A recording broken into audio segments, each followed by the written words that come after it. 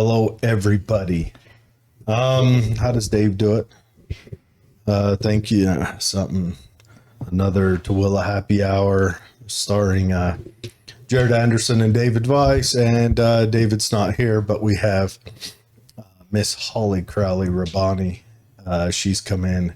Did I say your last name right? You did. You did. Thank you. I'm so proud of myself. Anyways, we've got John Farnam coming on tonight at about 6 o'clock. But until then, we're just going to kind of do some light political chat because I have a couple of questions I want to ask Holly. Where Holly is, our county chair for the Republican Party, and the Republicans are starting to, I guess, blow up.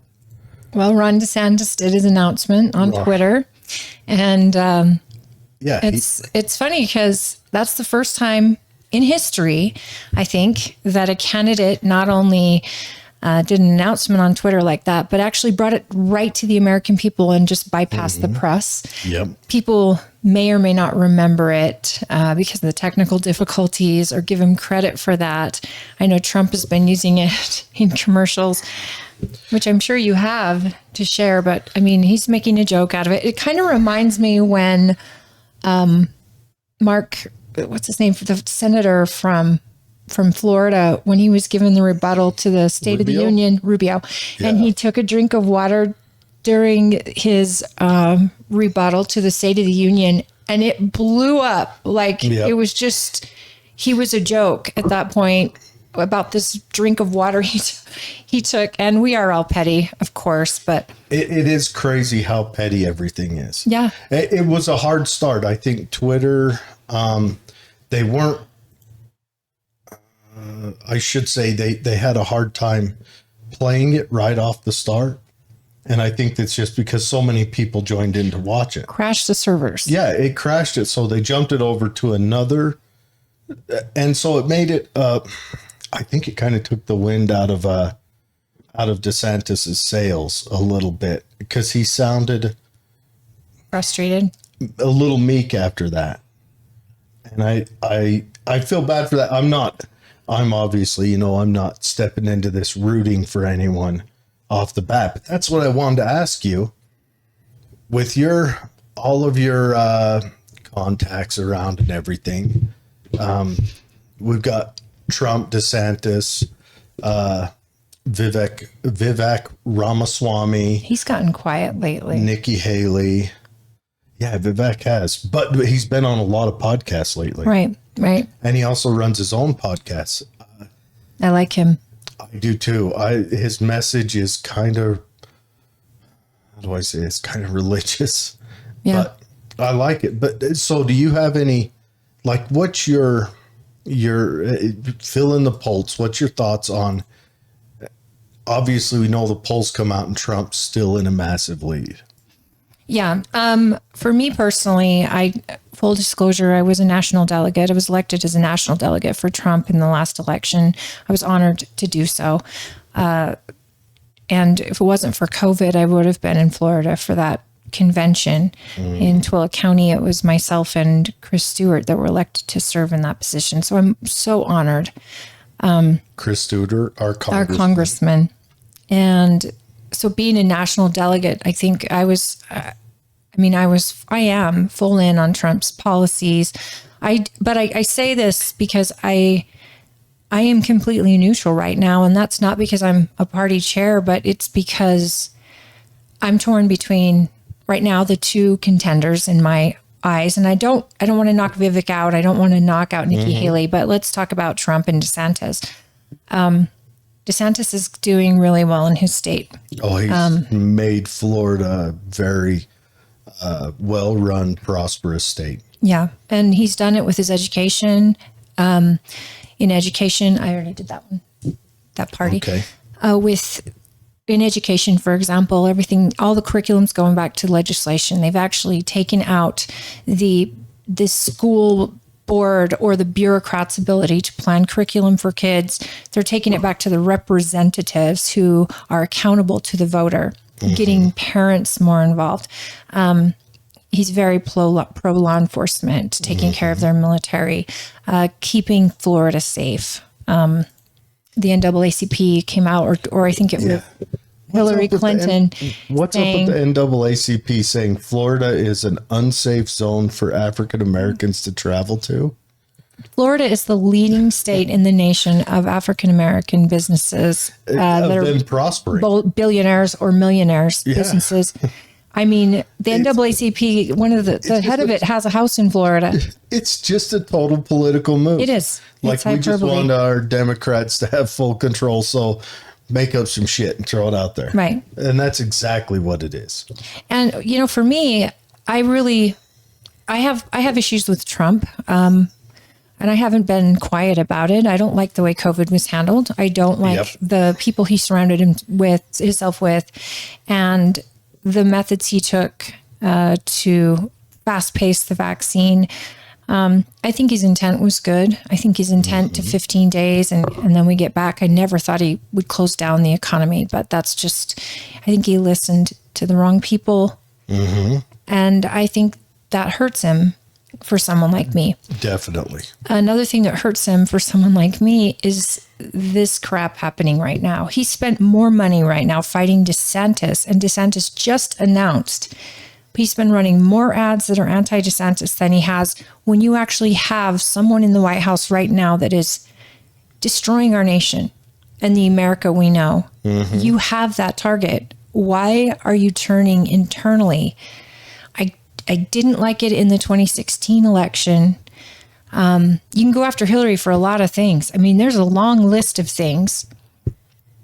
To me, her looks, her body, those things, those are just ridiculous. Those are bully in the playground things to go after. And I don't like to listen. That isn't using facts. That's just being mean. Wasn't it? What country was it in Europe that elected a previous porn star as their president? Oh, geez, I don't even know. Was it Italy like 12 years ago? And that just thought of me when you say your looks, your body. I'm like, that would be, even then, it would be absurd to concern yourself with how your president looks. But then again, if you look at it, you kind of want a healthy leader because mentally and physically, because when you don't have one mentally, we're seeing the ramifications of that. Oh, right.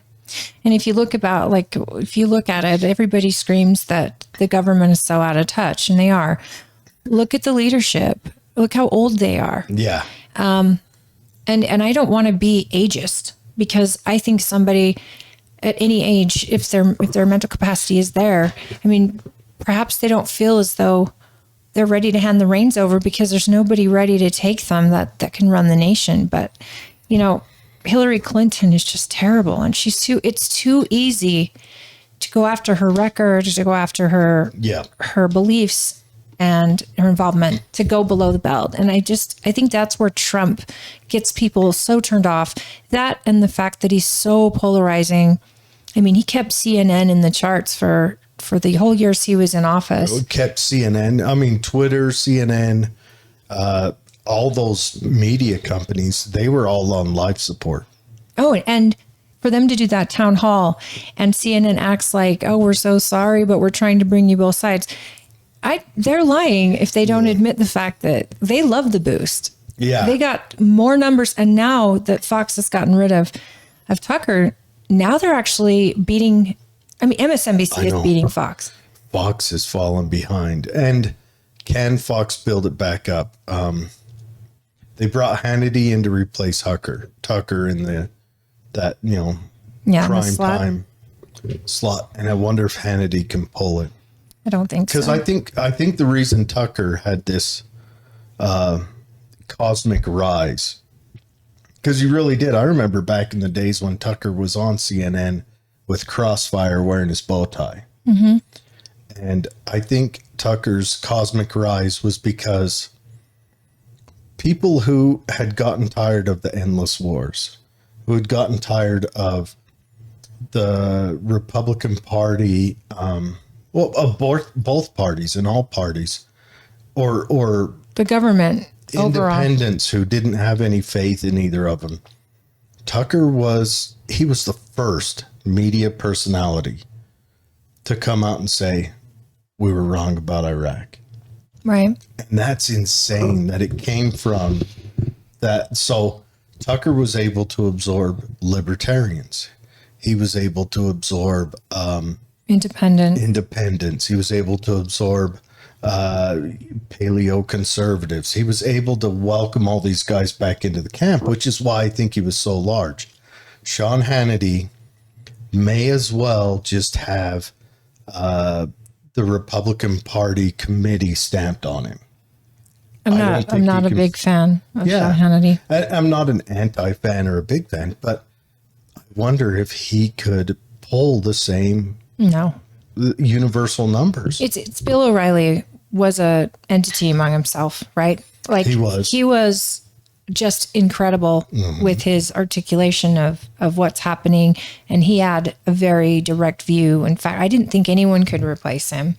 And only someone like Tucker could, because there's that it factor Tucker that changed reaches the game. out. Yeah. And he accelerated. Yeah, he changed the game. Bill O'Reilly was the most popular of people over 65 at that hour. Sure. They watched that after they finished I'd eating. say 55. But they watched that after they finished dinner. They watched Bill O'Reilly.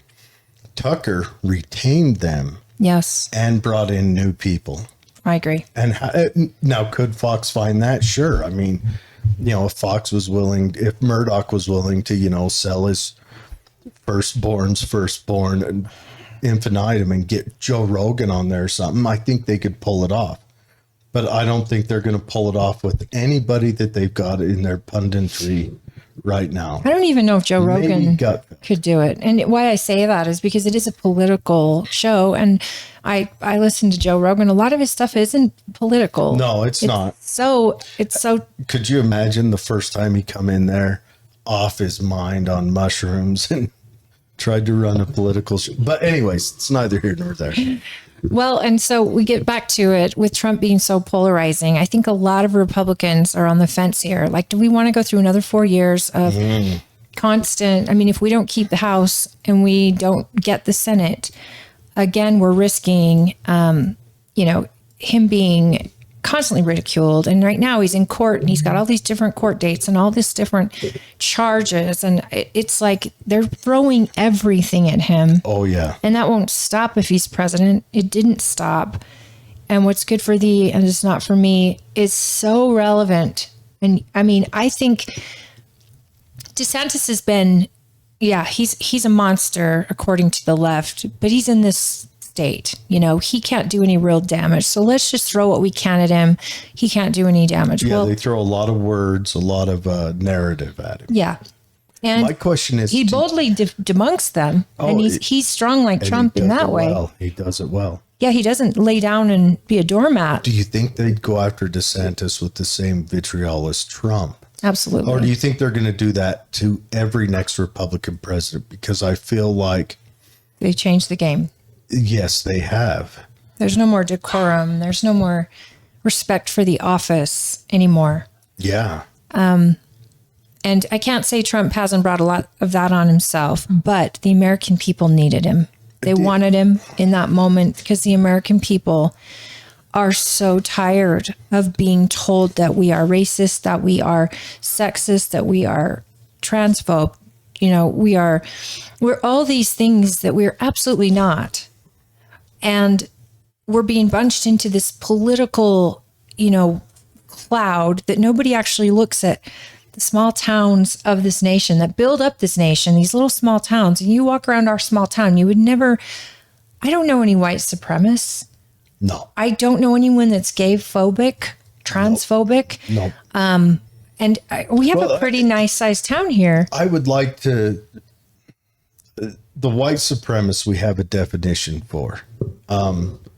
Homophobia and transphobia, I think they've just made words. They are, because who's afraid? Phobia is fear. Now, I will say it blatantly.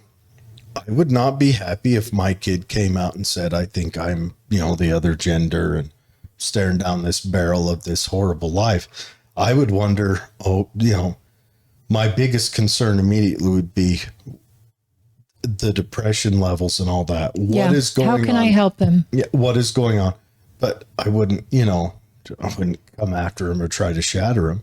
And I told my son when he was young, I said, I don't care if you're gay, just don't be emo. But anyways, I think that the studies that have just come out just in a couple of years of people who identify as transgender went from 0.5% to 30% in just a couple of years. Well, I don't think it went to 30%. It went from like 0.05 to it doubled 4,000%. It's like 1 in 20 women. It's so the numbers are still so minuscule. I think it's less than 1 in 20. Whoever they're polling. But what it did is it times itself by 4,000. Right. Over that period of time. So it went from like 1 in 450,000 to 1 in 1,000 or 100,000, which still is it. The concern is that it's happening amongst teenage girls. They say it's spreading. They're getting caught in kind of a cultural thing with all their girlfriends. Right. And it's happening to boys too. A little bit to boys. Boys has kind of remained constant and girls surpassed it. Girls are really going strong. So it makes you wonder what's going on both culturally that's causing girls to feel this way. That's where you got to concern yourself, because if there's an infection in the culture, I'm not saying that the trans are an infection. I'm saying that the infection that's causing them to maybe think it's easier to be a boy than being a girl. Well, let's look back at the 80s and 90s. The infection was magazines and things like that had girls starving themselves or bulimia. I mean, that was common in your high school. You knew who the anorexics were, and you knew the bulimics. I think that culture plays a huge role in our children's lives, the nature and the nurture part. Kids that don't have social media, I mean, they say just in some of these studies, and these studies are so new, they're trying to study these things to their final outcome to get answers. It's not just that, they're studying it in a whole new tempo. Right now, you've got in your hand a cell phone. Right. I mean, this is right. We're looking at the first generation that probably learned to operate a cell phone before they learned to greet someone. Yeah. And they've only known technology. And so the cell phone has become their Lord and Savior, where they're going to use the cell phone for their outlet to how they're supposed to feel the day or what's going on. Yeah. And they're also the generation that, because of the cell phone, social media, that they feel like their voice, everyone's waiting to hear their voice. When our generation, children were seen and not heard. Here the fact we are that on the internet saying these things about them. The fact that we grew up we weren't allowed to speak out, and actually, people would say, "Well, why does what you have to say matter so much?" Very true. If you're not educated in this topic, if you're just spouting your feelings, is it fact? Is it thought? It's crazy. This generation has been raised with technology their whole life. And you're right, learning to use it before learning to make themselves food, or, I mean, even being potty trained. Well, yeah, but I mean, like, before they learn to become, to talk to people face to face, they learn to interact with people on a device. Right. Absolutely. And then some of the scariest numbers was, I was listening to this show the other day that they were talking about the people who hunt the pedophiles that go after kids in the video game chat rooms. And the guy did a demonstration right there on the show of going into a video game chat room. He wasn't on video game. He just went into it on his phone, pretended he was a adolescent girl, and within, I telling you, 30 seconds, there were like 4 above 30 men trying to talk to him as her. It doesn't surprise me. And that, I was like, you've got, I was starting to think, man, maybe going and becoming a caveman's not a bad idea. I'm saying, with trafficking the way it is, and in the underground railroads where they rescue children in these other countries that are sex trafficked. I mean, slavery is at the highest it's ever been in history. And people don't acknowledge that. But these are sex slaves, and most of them are children or teens that are abducted or sold by their parents. I mean, just horrific situations and scenarios. And honestly, I think technology has everything to do with that. The internet has everything to do with that. Over the course of years and years and years, in our day, if you came across a videotape that was pornography on a VHS, I mean, it was like, for a teenager, it was rare. And it was like, wow, that's how you saw pornography. If not, one of your parents got the Playboy every month and it came in a brown bag, but you'd sneak a peek or whatever. Pornography in our day was nothing like what the internet provided. Oh, yeah. I mean, if you think something's sick and disgusting, the sexual thing, there's a whole group of people out there who love it. Mm-hmm. And with the evolution of the internet and pornography starting with young boys and girls, I mean, they're both at such a young age, they get that instant gratification or whatever it gives them before they've ever had interaction with another person. And so it's almost like, I mean, I used to not think there was you could be addicted to pornography until I met someone who was. Yeah. Oh, it's well, and then the concerning part is how do these people who build these weird expectations build a pair bond with another human being? They can't. I mean, unless two people with the same weird fetish find each other. But even then, you have got this something in between you and this other person. And you have created something that is so out of your world. And here's where I go with the child sex trafficking. It starts with something and you're a teenager that you're into. And it could be, I don't want to be graphic, but it could be, basic activity between a man and a woman, man and a man, women and women. And then as you get older, that's not enough. And so you seek out more and more.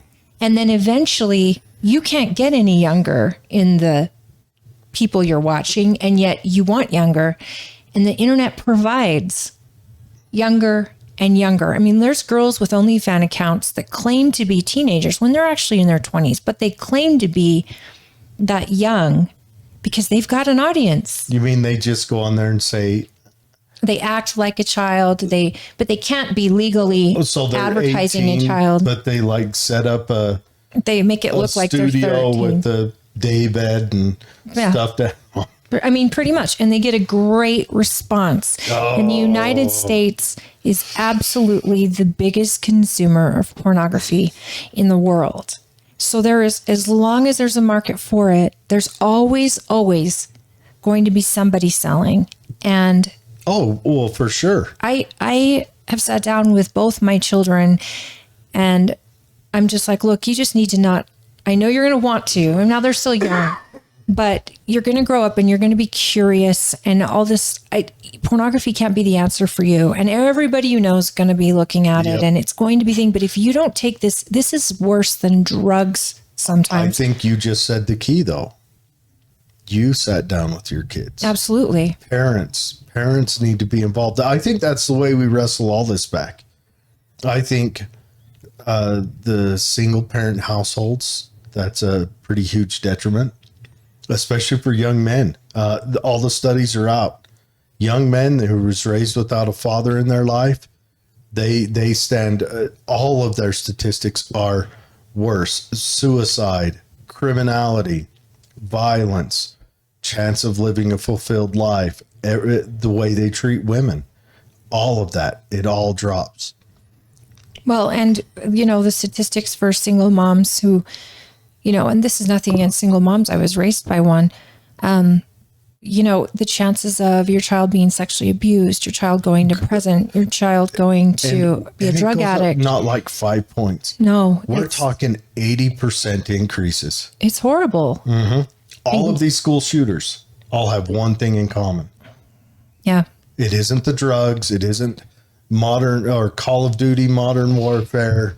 It isn't that they looked at pornography. It's that they don't have a father in their life. Yeah. And I would say that about like serial killers too. Yeah, But pornography does play a huge role with serial killers. As a guy who in a past life was a bouncer at a house ill repute, that goes for those ladies as well. Absolutely. Yeah. When you can't form that human connection with someone in the most intimate way. Yeah.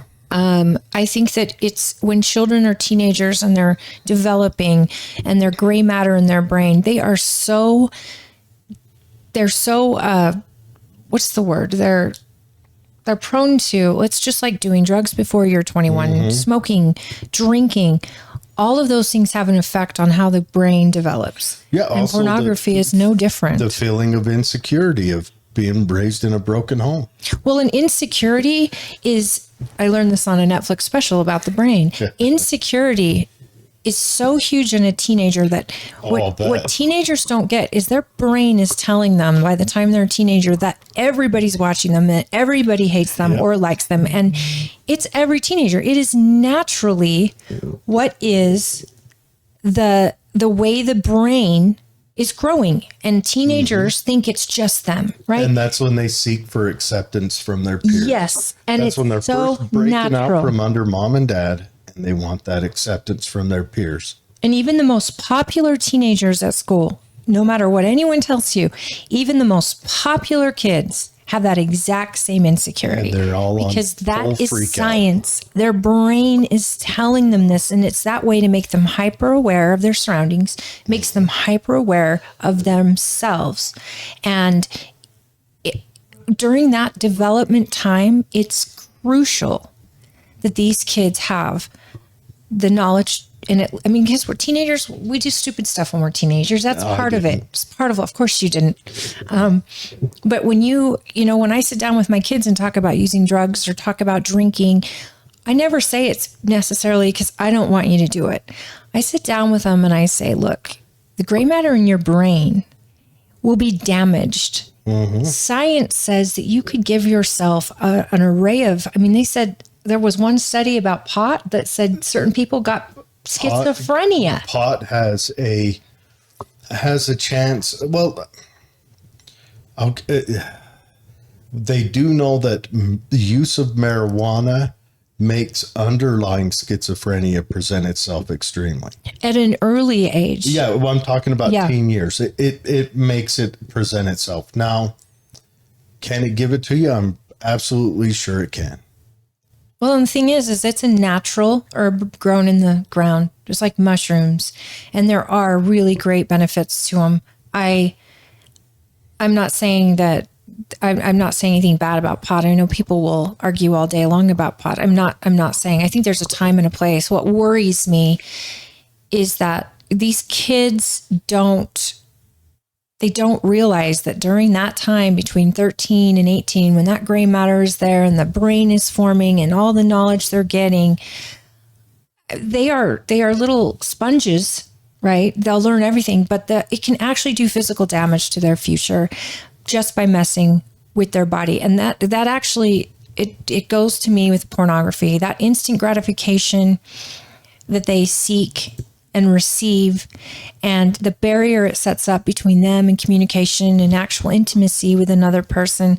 All these things can be destroyed if I know that you can't trust a teenager, as Judge Judy says. How do you know they're lying? Their lips are moving, right? Because they're constantly trying to find themselves, and that's when they're starting to see where they are with their parents and what they can get away with and all that. Again, I think every parent should be monitoring what their child is watching online.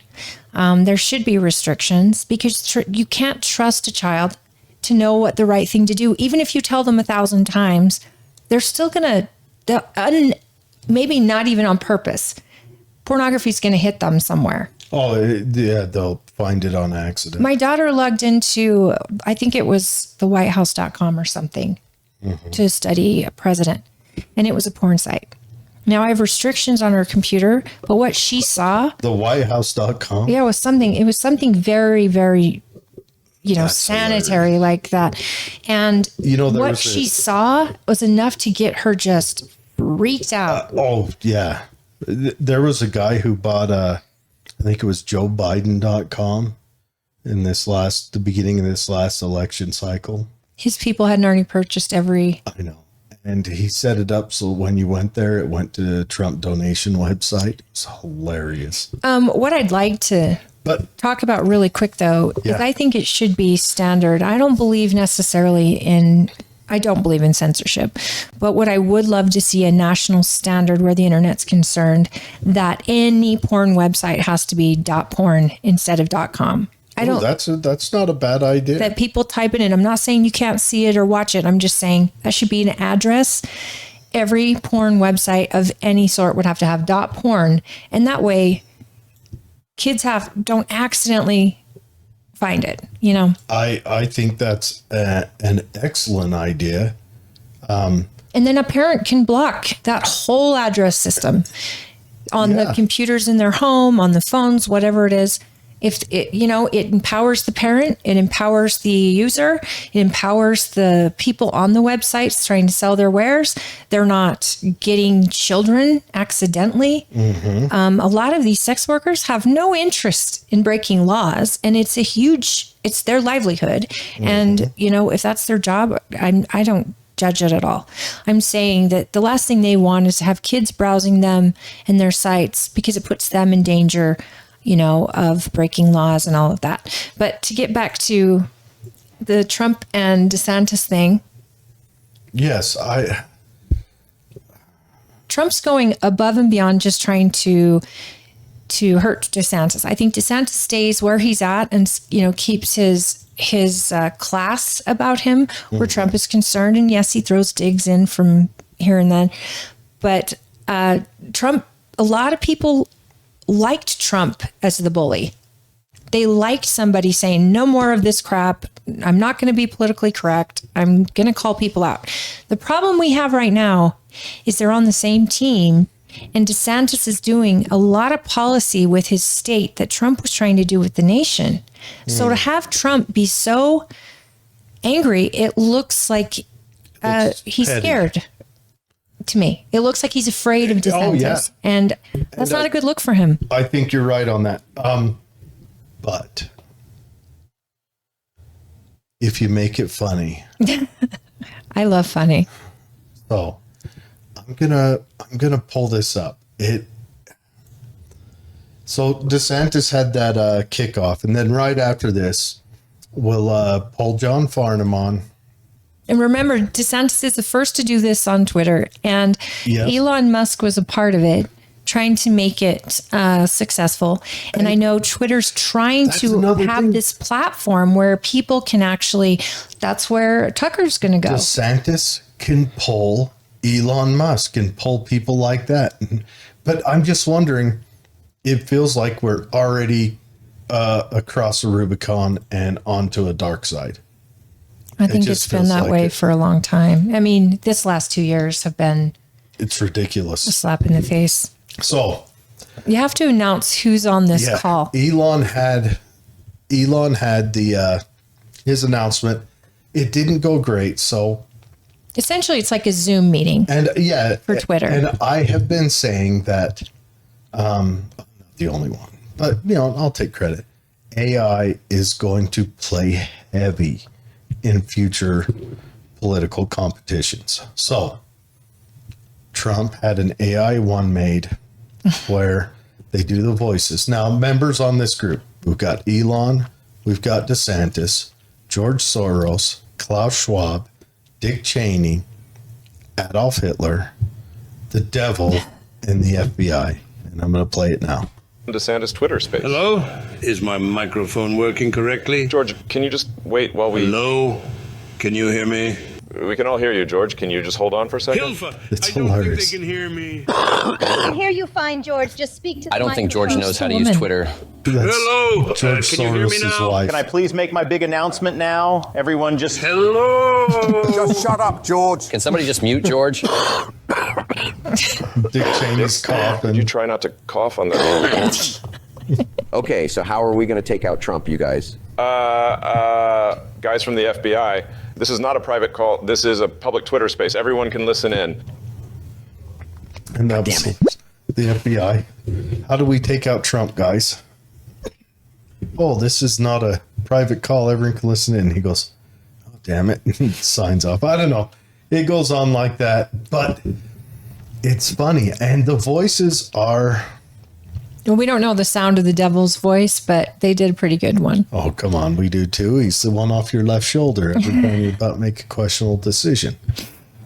Elon's perfect. His voice is perfect. I DeSantis think is the perfect. cadence was a little bit off on Elon. A little, His pauses but are you a little can different. tell it's him. I mean, But you I can, can yeah. tell it's him.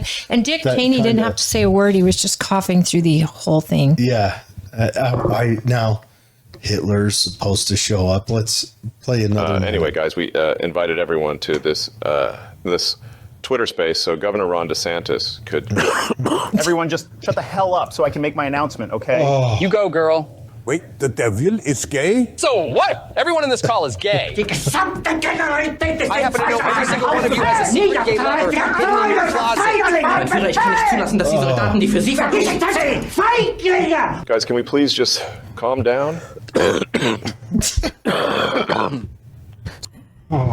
This is Zoom in 2020 when But it's you just hilarious. start with Zoom and there's chaos all the time. And please mute yourself. If you're not on, please mute yourself. You know, remember did you sit through Zoom meetings? Because I sat through a ton. No, I did not in sit through 2020. Zoom meetings, but I do Zoom weekly on this.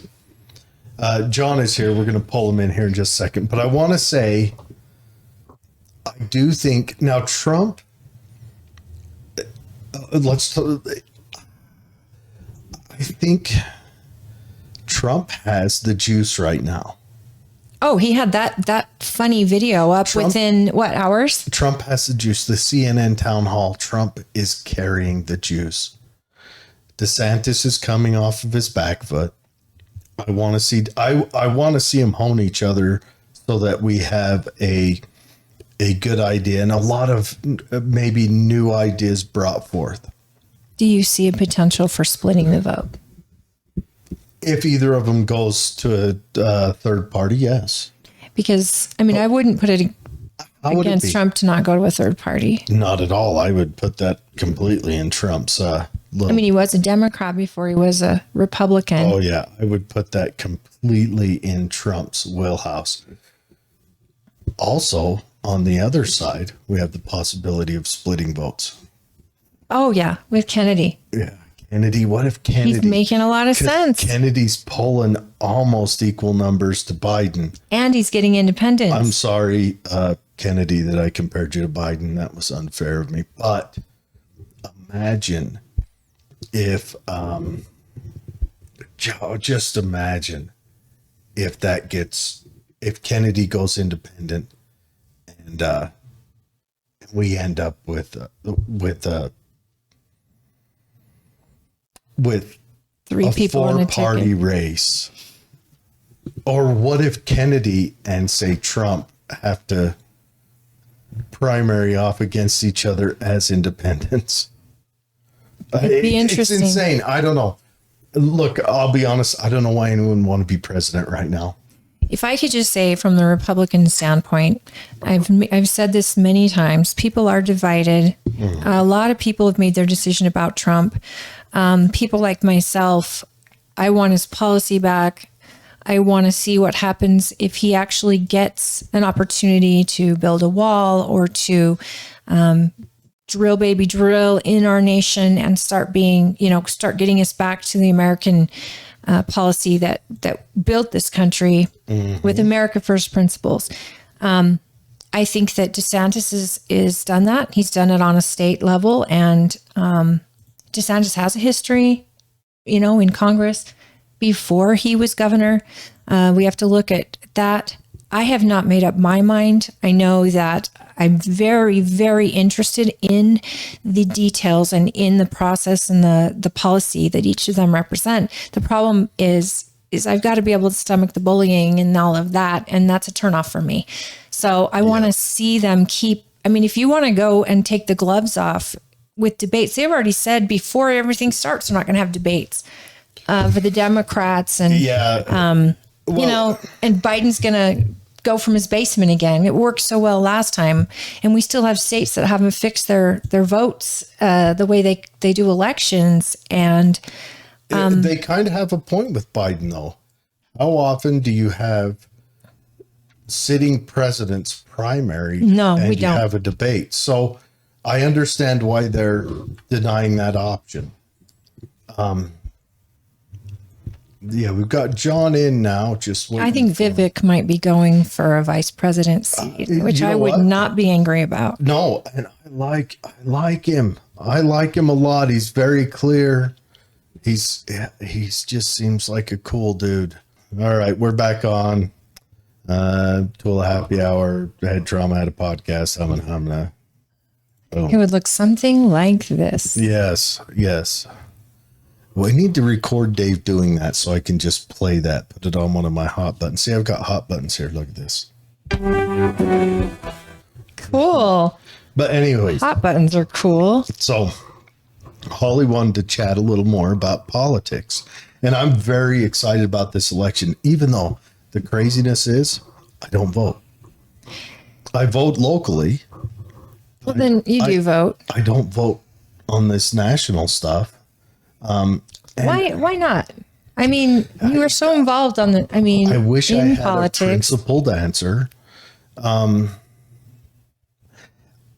Maybe it's that I'm apathetic about it. I don't know. I'm sorry. Yes, it's awful for me to be apathetic. Maybe, I don't know. I think there's a lot of people like you. And I think after 2016, you have to face it. That election was a flustercluck. I mean, it was insane. 2020 was, but before then it was. I mean, every year, remember Bush Gore, that got held up in the courts in Florida for what? 4 months or something like that. I mean, Trump was being investigated by our federal government just by being a candidate. I wish I could pull my dad in. If I could teach my dad how to use Zoom, because he's been watching all of those FBI hearings and going off. And I'm telling you, the American people should be absolutely livid and a little bit terrified that this can happen on American soil. And then it was all a lie that the media ran with, that the FBI ran with, and Hillary Clinton ran with it. And she was the perpetrator of it. Yeah. And the FBI were instigators of this lie. And yet here's Trump. He was a victim of this lie.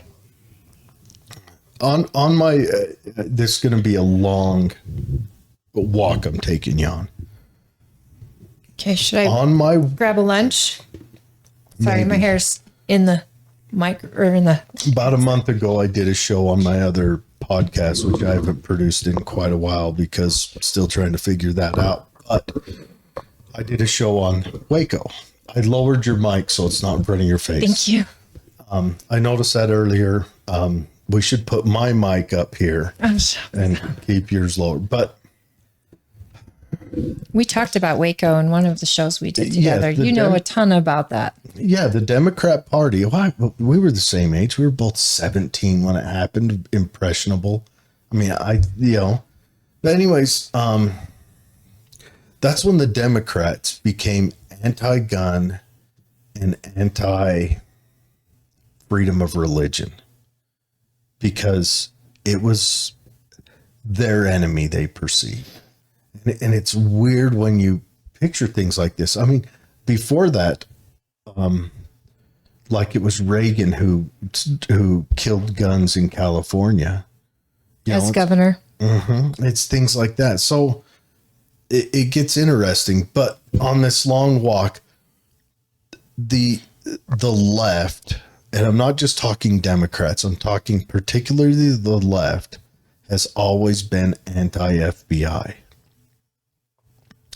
until 2016 and a half.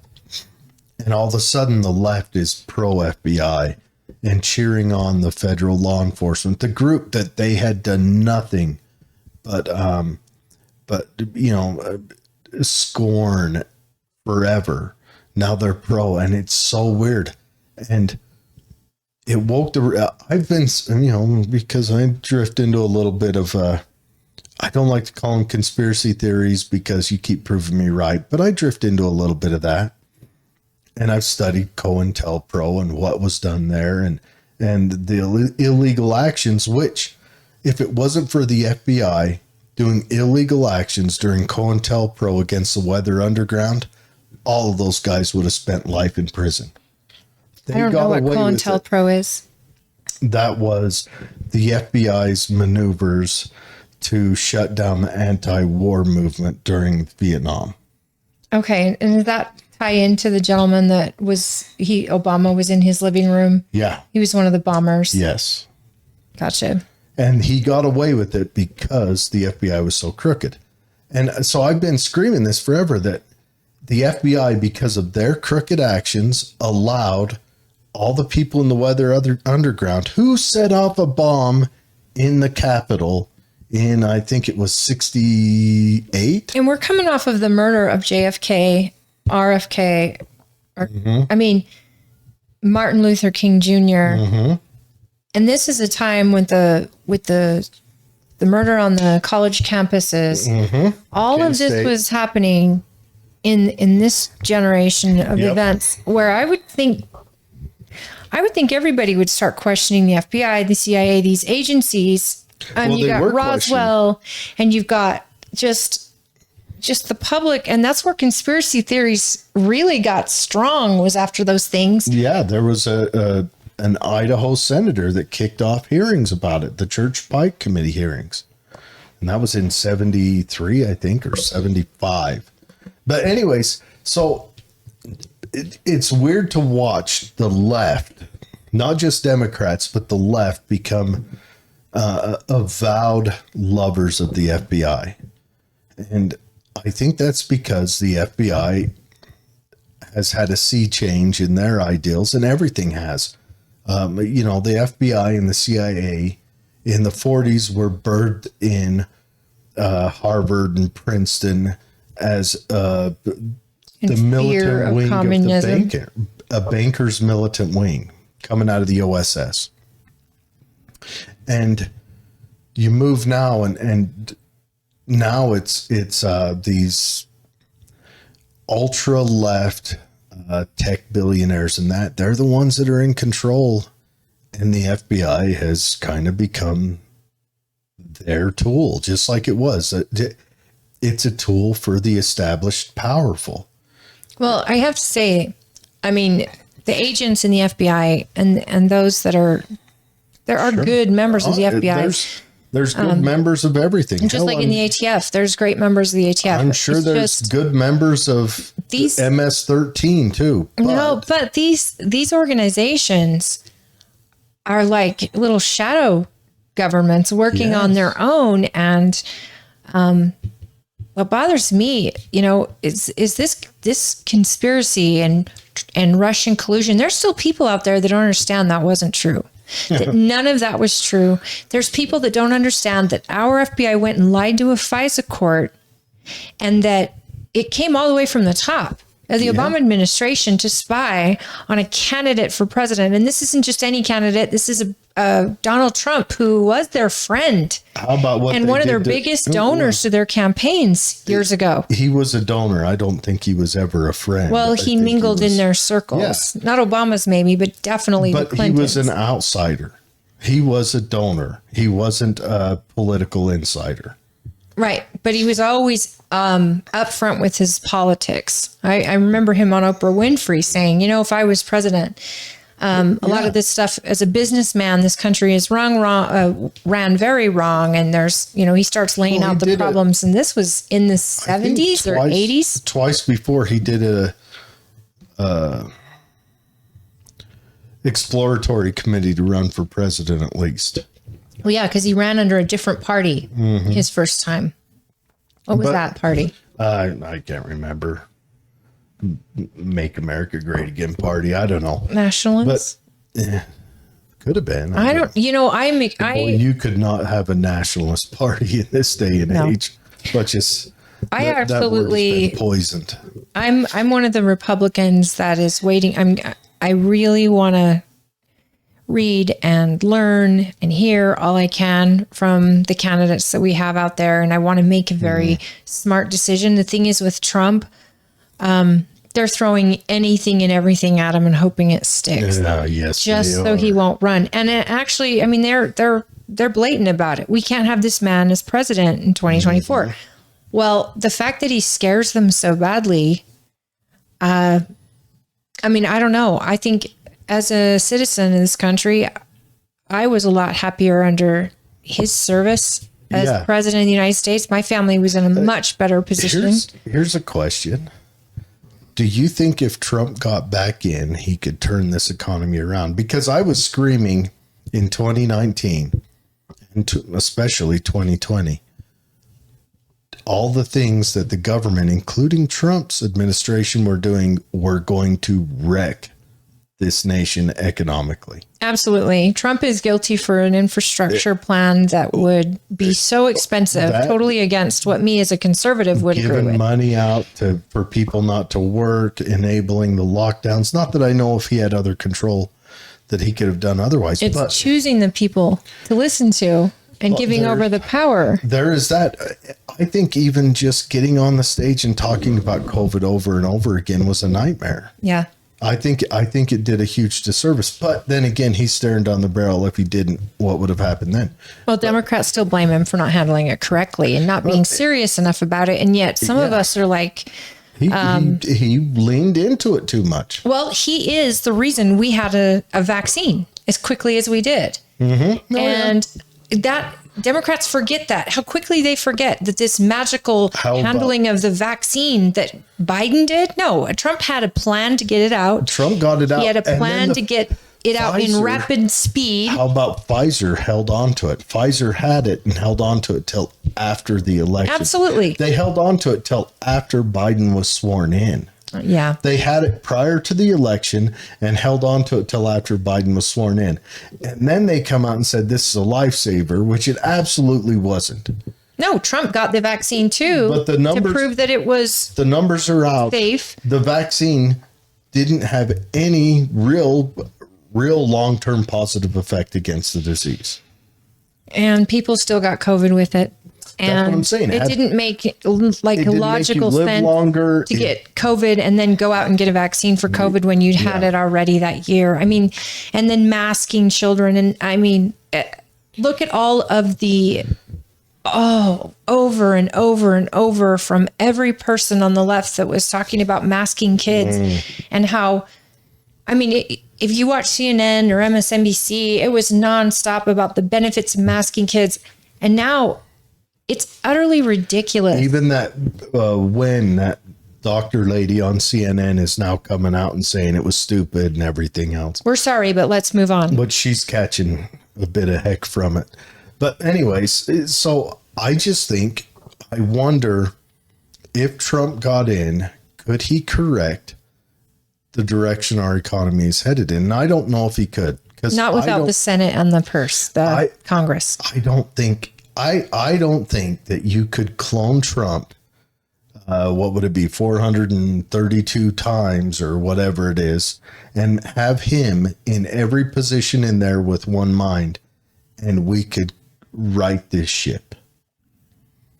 I don't think you could, because we have got to where our debt is right now. Servicing our debt is our GDP.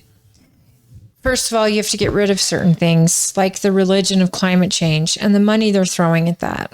I mean, scientifically, even if the United States went completely electric, scientifically, we affect 13% of the world's carbon emissions. Even if we righted that, and we went everything electric, you still need water. Well, even but then, that doesn't make a dent in the world's climate change. And it also, it's trillions. It's 51 trillion they want. Yeah, but it's not just that. Look at our liabilities when it comes to, and I'm not saying this to say we need to get rid of Social Security and veterans benefits and all that. Hell, I am a veteran.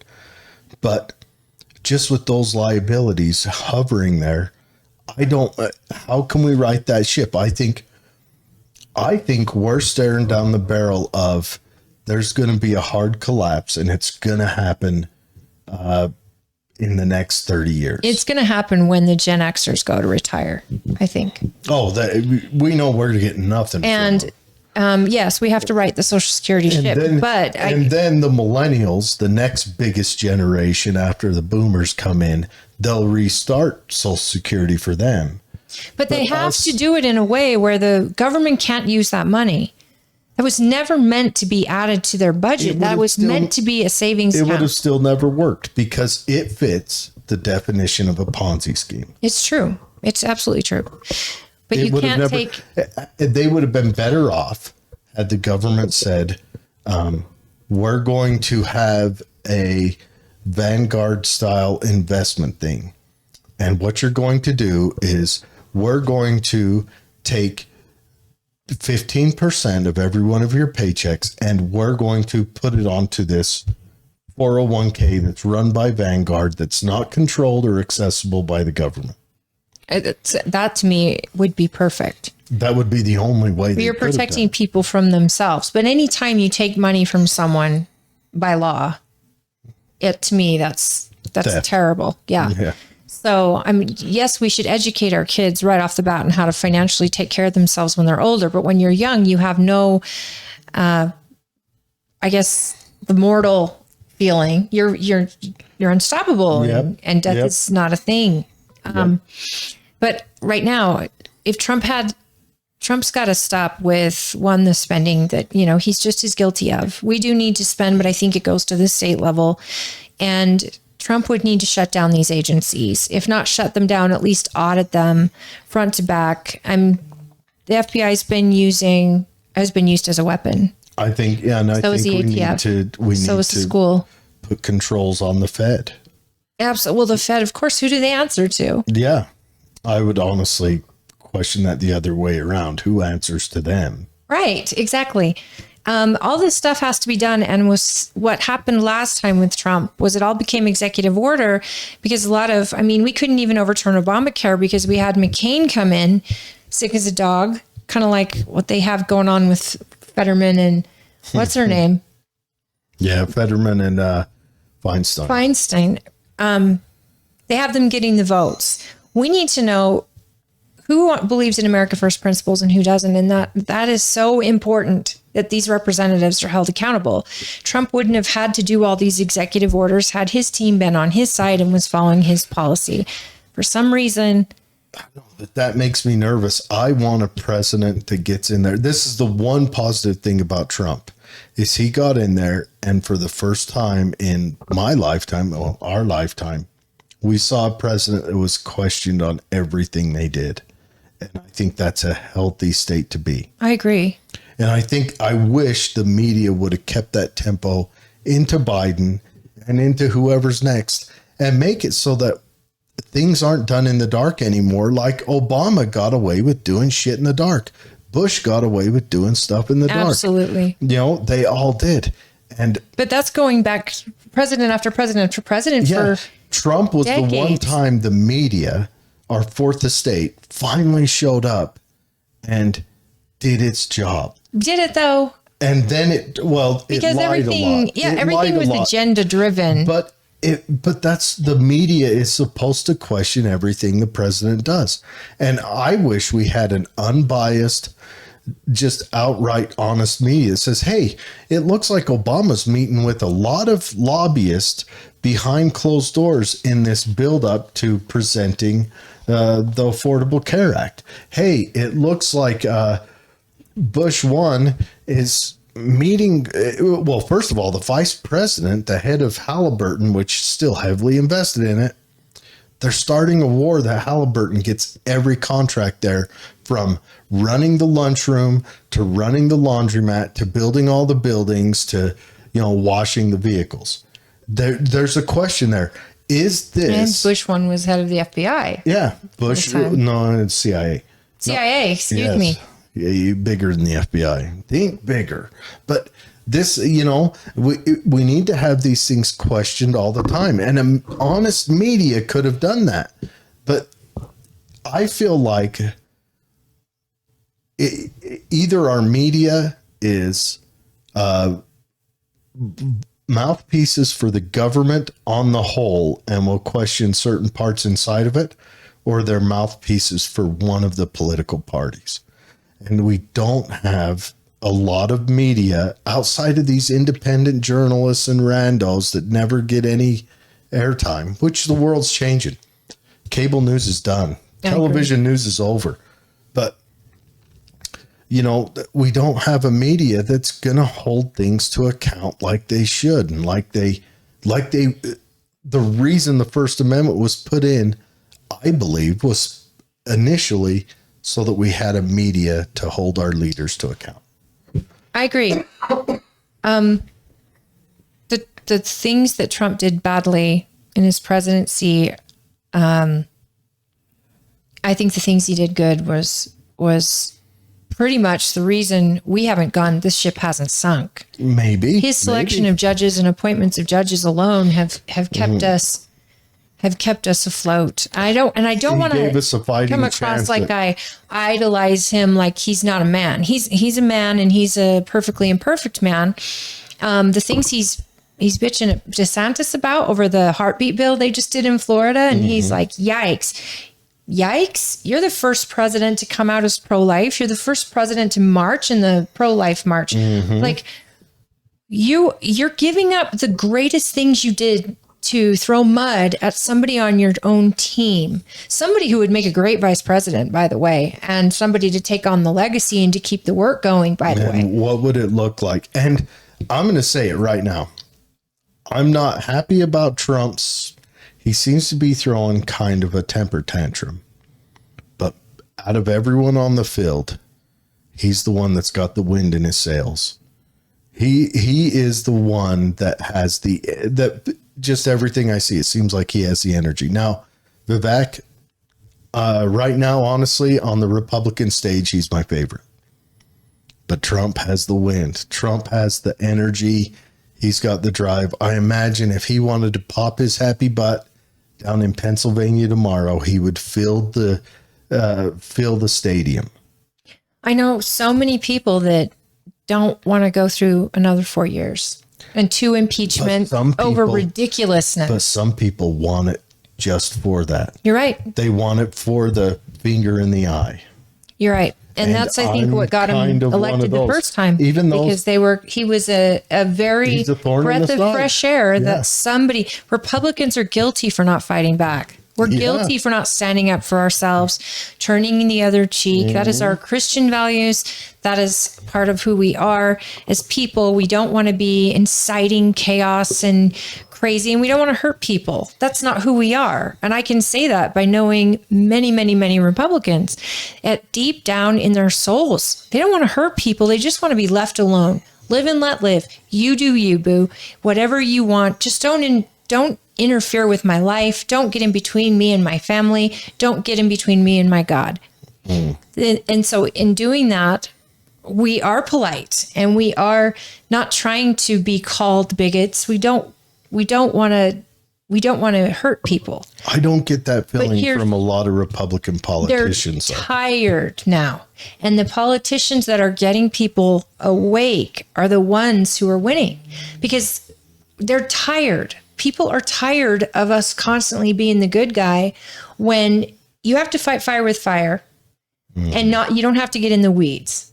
I don't think you ever have to hit below the belt in an argument, especially when you have truth on your side. But man, it makes me laugh and gets the place. Sure it does. And a lot of people, Trump obviously will hit below the belt. Ted Cruz's dad of being the Zodiac killer.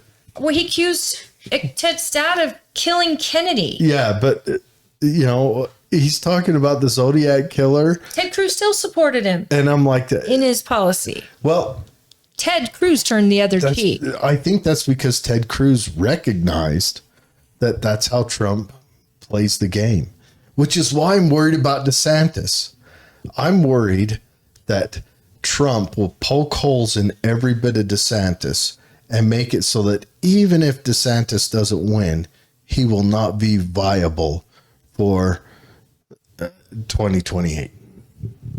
I honestly, And that concerns me.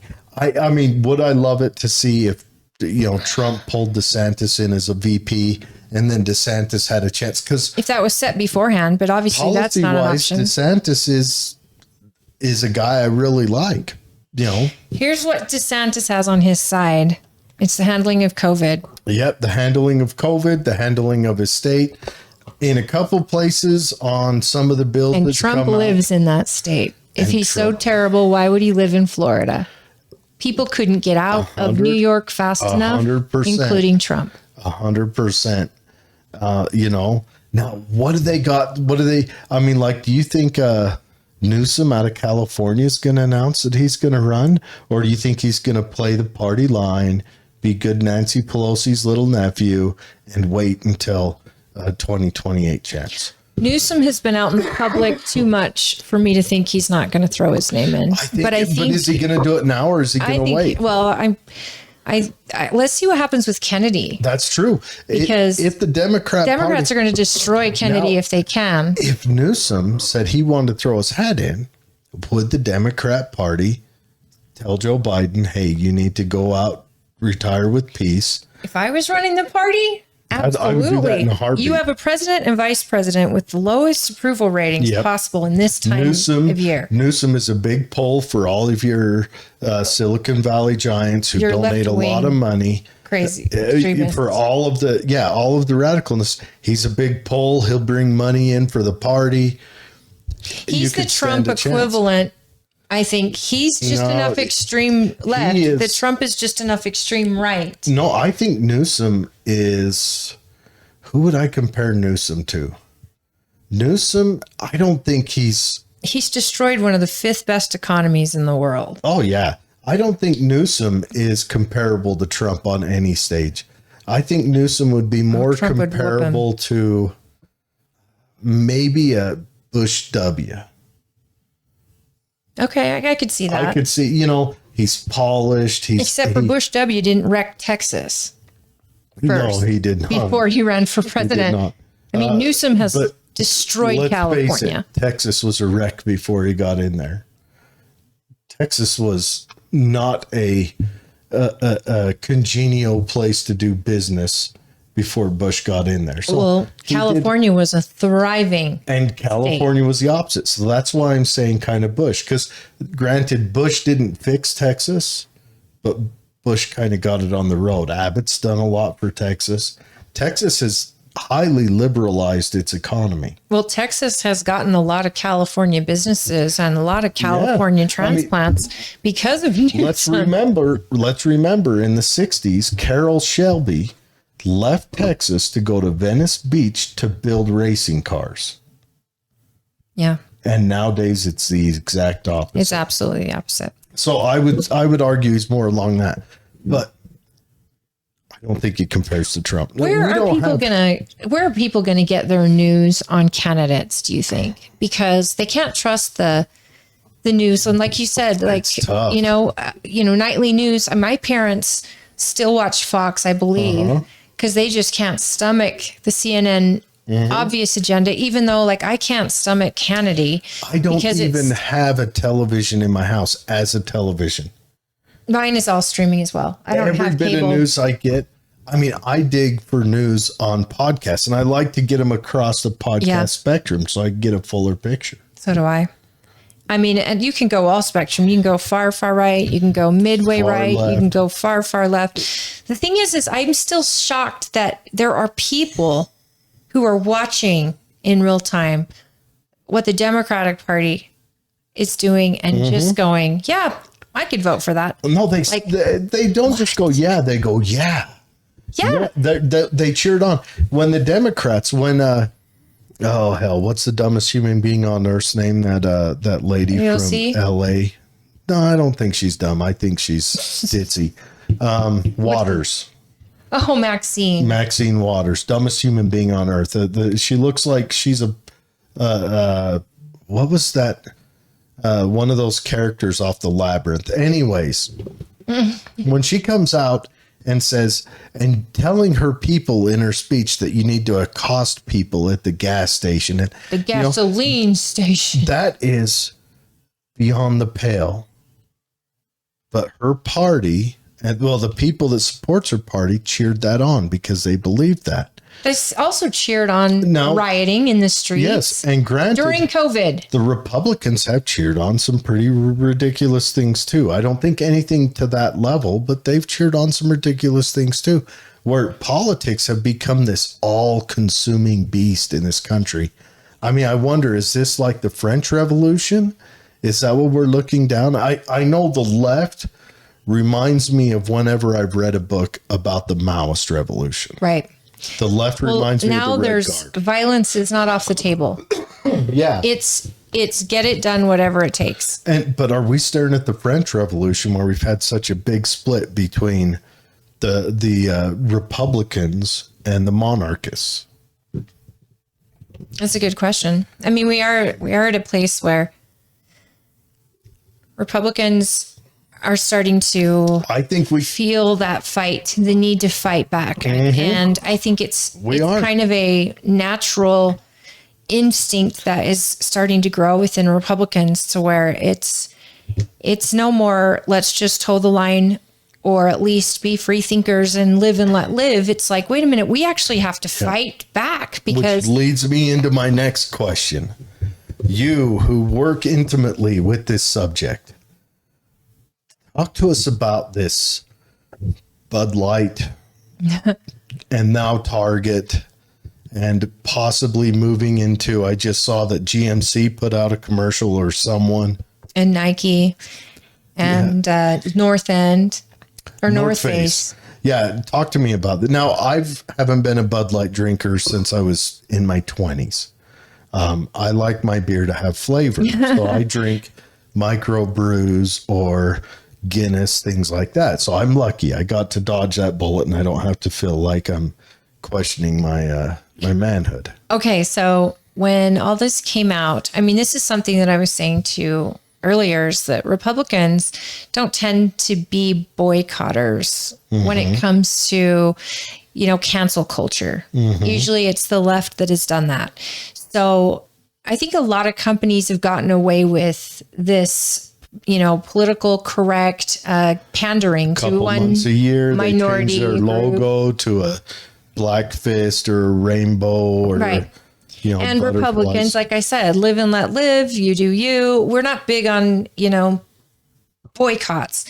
I think that Bud Light, and I have to say the vice president of marketing and the entire room of people that was sitting with her when this decision was made, because I'm not putting this all on her. This took a group of people and someone to sign off at the end of the day. If it was just her, though, that would be even more hilarious.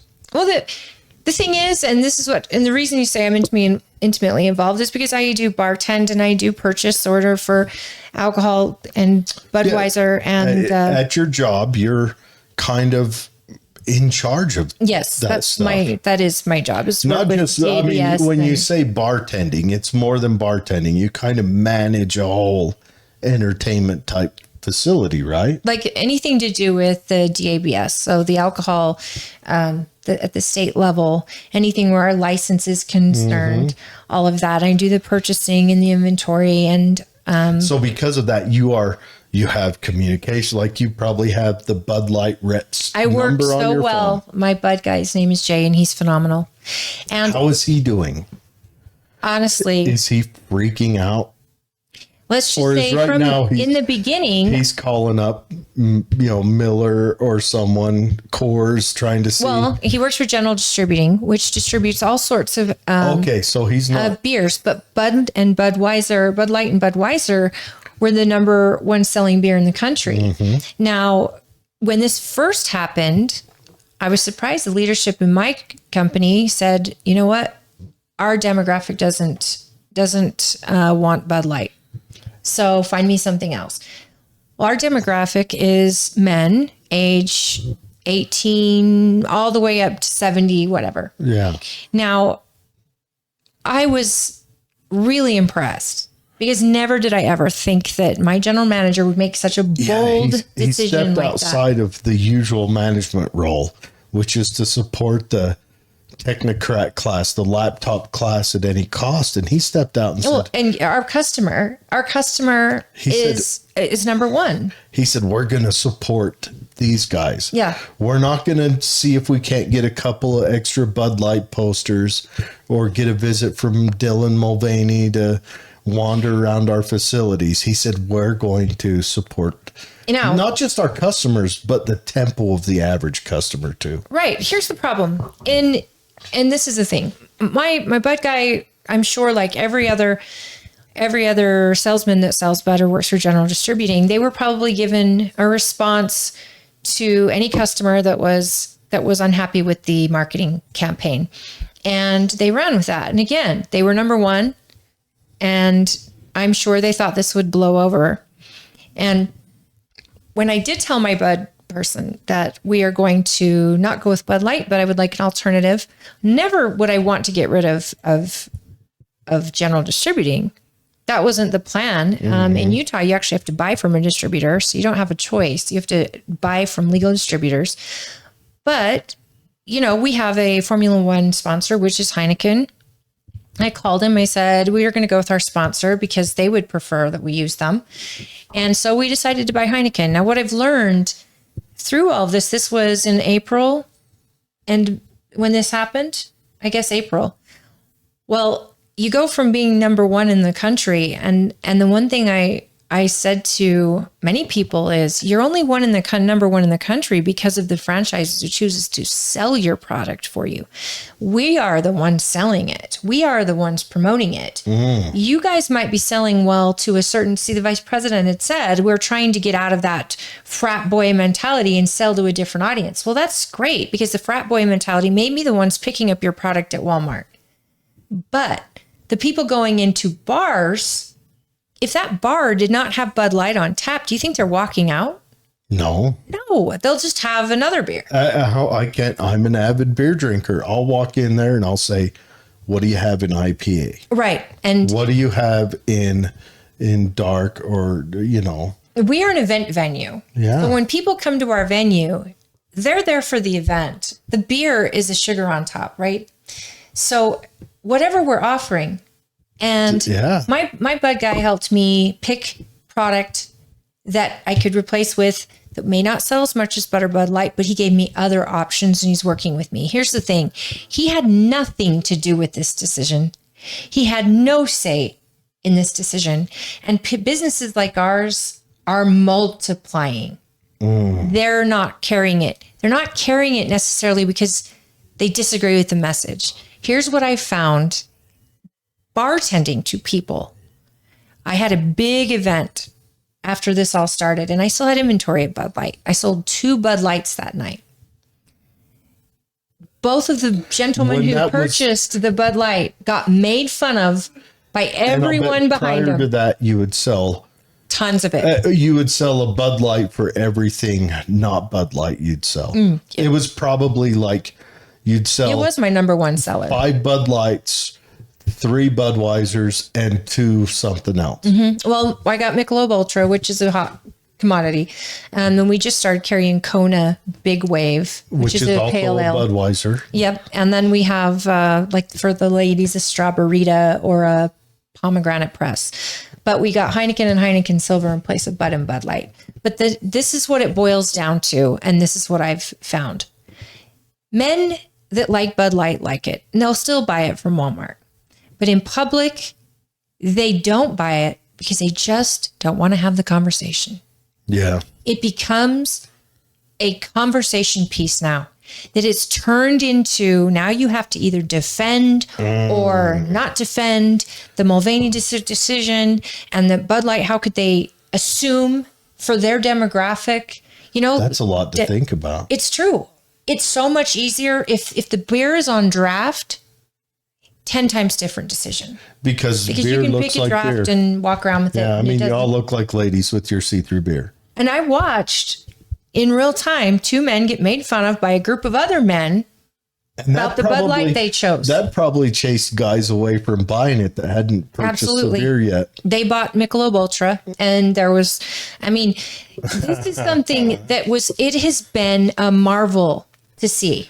Wow. And when I speak with my Bud rep, I can tell now that this isn't going to blow over, and it's got them all worried because these are their jobs. And do you think this could crash Budweiser?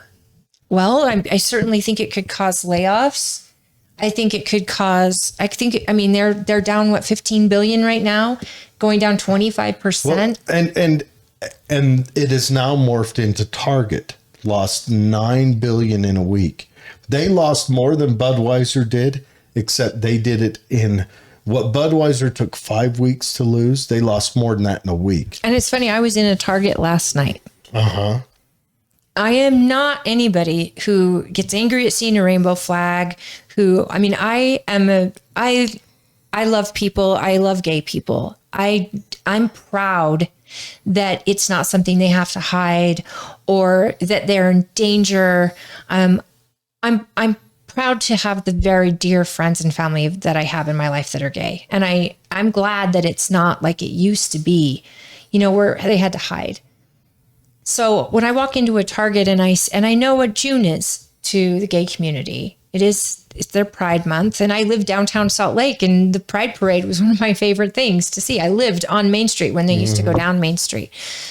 I don't take my kids to Pride Week. I don't take him to any parade because I'm not a big fan of parades. It's gone away from just being proud of being gay. It's gone to a public display of debauchery at the Pride Parade. I think that the LGBT and that's not to say most got of the, overrun by the T. Well, it's not just that. It's look, you've got two kind of gay men. I don't think the lesbians ever joined in on the debauchery party because they're ladies and they're not extremes. But you've got the gay men that are gay men and they still want to just be a part of the community. And then you got those that say, I want to walk down the street in assless chaps with a big purple marital aid making me look like a unicorn. And those are the ones that took over. And I think, and I'm going to say it right now, I think that the LGBTQ community, because I'm sure there's transes that are just normal people. They're just a man stuck in a woman's body. They just want to live their lives. And they just want to go out and live their lives. They want to continue to be a teller at Wells Fargo or whatever else. But I think they should have, back when this started becoming kind of crazy in the 90s and 2000s, and especially under Trump, because everything became a political message. And Trump was the first president to be supportive of gay marriage. He was. The first president in history. The first president on any side. Yeah, to be supportive of gay marriage. I think the LGBTQ community needs to get control of that and say, we're having a pride parade, not a kink parade. If you think about it, they need to go in there and they need to say, you in the leather straps. Someone young that's related to me mentioned at Target last night. Mom, isn't this basically just celebrating who you have sex with? Like, what if you like girls and you're a guy? Why do you have to celebrate sex in public? And that's exactly what it is. Like, why would we advertise who we sleep with on our shirts and stuff? Mm-hmm. Now, that's just very simplistic thinking from a very simple child. Mm-hmm. And I get it. It's in front of the store. I didn't get angry. And well, it's not just that. From the videos I saw, because I don't shop at in the Target I went to, and I don't like Target. I think it's a glorified Walmart. It took over kind of every area that they could throw rainbow in. It looked like from the videos. They popped it on there. If they're selling glasses and they had a glass with rainbows on it, that's they probably put accurate. It in the front. If they had kids' clothes that had rainbows on it, they pushed normal kids' clothes sucks to the because back. rainbows are awesome and kids love rainbows, right? Why does there have to be a sexual message attached? You know what? I mean, I don't mean to say that they, dropped a turd in a punch bowl and stirred it up, but it seems like they have. But look, I'm all for equalizing gay marriage and whatever. I have no issue with that. My issue is that, let's say, because my kid's fully grown, but I've got nieces and nephews that I'm very close with, and I like to take them. Let's say I go pick up my niece and nephew. They're 9 and 11 respectively, and it's on Gay Pride, parade day, and I wouldn't take them to that, because I would not want to subject them to have to see something that's going to be stuck in their heads for the rest of the week. Call me overbearing or overprotective, but I don't want them to have to go on Tuesday and think, what was that I saw on that float? On that same note, though, you also wouldn't take your niece or nephew to see straight people act the same way. I would not take them to see barely dressed I wouldn't take them to see. I wouldn't either.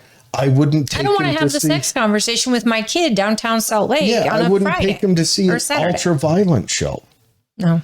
Because I want to do my best as the adult to shield them from having to witness that until they're ready. It's conversations that are too soon. Yeah. And yet, I know that people who are gay and that do celebrate Pride, they do so with their families and their children. Yeah, and I wish, what would be awesome? Provo, this is your calling. What if Provo said, we're going to start a competing parade that's going to be, we can have kissing, but nobody's wearing marital aids on their head. Nobody's showing, we're going to keep with a public facing parade. And make it about the union and about the marriage and the relationship. Have floats that celebrate gay marriage. Have floats and how would that look? How long do you think before the Salt Lake parade that's debaucherous dies? I don't know that it would, because I think there is a group, though small, that is made it their mission. Sure, but then they would be marching down an empty street by themselves when everybody, because if there was a parade because I have some very good friends that are very good friends I consider almost siblings, that I would love to go and support them on their unions and everything else. And if they just said, hey, we're going to the clean one, because these two, they're not showing up to these things. And no, I'm with you. I'm with you. I would take my children go out of my way to a parade where we're celebrating the love, period. Love between two people. And again, I love the equality of marriage for everyone. And I think there's a line that comes in where at that point it's love. It's when you take it to the sex part that it's just not good for kids. I mean, these conversations, they let them be kids for just a little bit longer, because they're going to have a whole world of this 100%. Craziness. Let them be innocent kids and just know that it's okay for a man to love another man. It's okay for them to get married. Yep. That it's okay for them to live their lives without fear. This is something kids should learn. But that's where it ends. Just like I don't sit them down and go, I'm married to daddy and this is how daddy and mommy have a good time. No, let it just be about the love. Yeah, I don't think we need to subject adolescents to sex. I agree. And when you bring in transgender to the LG community, when you think about the years and years that the gay men and women fought just to have their right to get married. And then you get the transgender in there. They're on this bus ride with them, right? They're getting the benefits of their hard work, and as they should. I mean, people should. But we are forgetting to mention, and we are getting completely overrun when we even talk about transgender being a mental illness. It's definitely the hot button subject right now. And all right, I have no issues with trans, whatever. I don't think, let me put it like this. Let's say that I've got a 4th grade niece and she feels like she needs to be a boy, dresses a boy, humana, whatever. No issues with that. I'll go out and buy her tennis shoes. It's that they add, they add the sexual part to it. Yeah. I would have been a transgender kid if that was the case. I mean, Yeah, I wouldn't wear a dress to why save do my we life. have to add the sexual part for That's it. adolescents? It's just let them be innocent a little longer. Now the question, Let them be short hair, long Yeah. hair, skirts or pants, or if boys feel like, I mean, if boys want to wear dresses at home and all of that, let them be who they're going to be. My big Let's just concern not is- mess with their bodies, their DNA, let's not mutilate their bodies. Let's help their minds and let's help them feel good in their own skin. I mean, Yeah, I'm concerned adolescence is hard enough. I'm concerned that we're going to see in 15 years a whole bunch of mass issues, be it suicides or violence carried out by kids whose parents and a doctor prematurely put them on drugs. And I'm not talking about doing the sex change to them, because that's super rare in the United States. I think Well, and it's way after the other stuff. the full sex change for people under 18 in the US, I think, if I remember, I looked at it once, it's barely into 1,000, which is still a It's substantial so number. sad but though, because if they it's change so their small. mind, Yeah. who's responsible? But when what this is I'm- not a consenting aged person making that I agree. decision. I agree. Who do you hold responsible? The child's parents? I agree. The doctor? And then they've even got like those drugs that delay puberty and we don't even know what those will do to them. Well, we do know that that their genitals don't develop to their full, because there's like a growth period. Yeah. Which is, so there's going to be a whole bunch of boys that are running around with pinkies and girls that are mosquito bites. I mean, that's just, to me, so... Why wouldn't take a 9-year-old out to get a tattoo across their back of Winnie the No. Pooh because that's their favorite at the time? No. You wouldn't do that. And if you did, you'd be considered a neglectful parent, a child abuser. And I'm just concerned that, they talk about the trauma that it would be. So there's been some adults who have crossed that threshold into adulthood post being on these puberty delaying drugs. And they say things like, well, I can't imagine the trauma I'd be going through had I been able to go through full puberty like that. And I wonder how someone can answer that when they don't know. And I know this is a question of I don't know on either side. But what I worry about is, we put the kid on it, say a young man, we put a young man on it and he doesn't fully develop. Then for the rest of his life, this is without him being on estrogen or anything else, his bones are weaker than all the men next to him. Yeah, he starts getting like osteoporosis at a younger age. His muscle genitals mass is down. don't fully form. That can't be good for self-esteem. I mean, certainly. I imagine, though, it would be depressing. The thing is if you let him go through it, you don't stop it, and you What don't are the intervene, hazards of going then they're through it? 18 and they make that decision. Yeah, and that's Make the decision whether to that do is it or the not. tough call, because Then reconstruction can be done on an adult body to match an adult opposite sex that you're let's trying to be become. honest, if I was a plastic surgeon, I'd be all in on this, because this is just how I buy my next Maserati. It's true. There's so much money to be made on it. And it makes me sick because this is our youth. These are our kids. Oh yeah, it's selling out kids for money. And they're innocents. That's the way they've always done it. And You got to get them before puberty And why is it that so that you can use the blockers. It feels like teachers feel like they need to be guidon bearers for any of this. Instead of them going, just one teacher saying, wait a minute, I'm not going to talk about sex with a 10-year-old. It used to be the law that you couldn't. I'm just not going to talk about sex. What if the 10-year-old comes, say you're a gay teacher and the 10-year-old comes up and says, how come you're in a picture with kissing a man? One, why are you putting romantic pictures of you and your spouse on your desk? I don't care what you're, which way you lean, because that's not something I would do. I just wouldn't have a picture of me and my spouse kissing on my school desk. But I think teachers feel like they have to be allies because I think they're taught.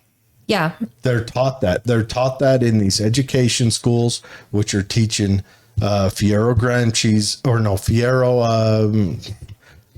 oh, hell. I also know a lot of teachers personally, and they get so attached to these kids, and their whole intent is to make this kid feel love and to feel accepted.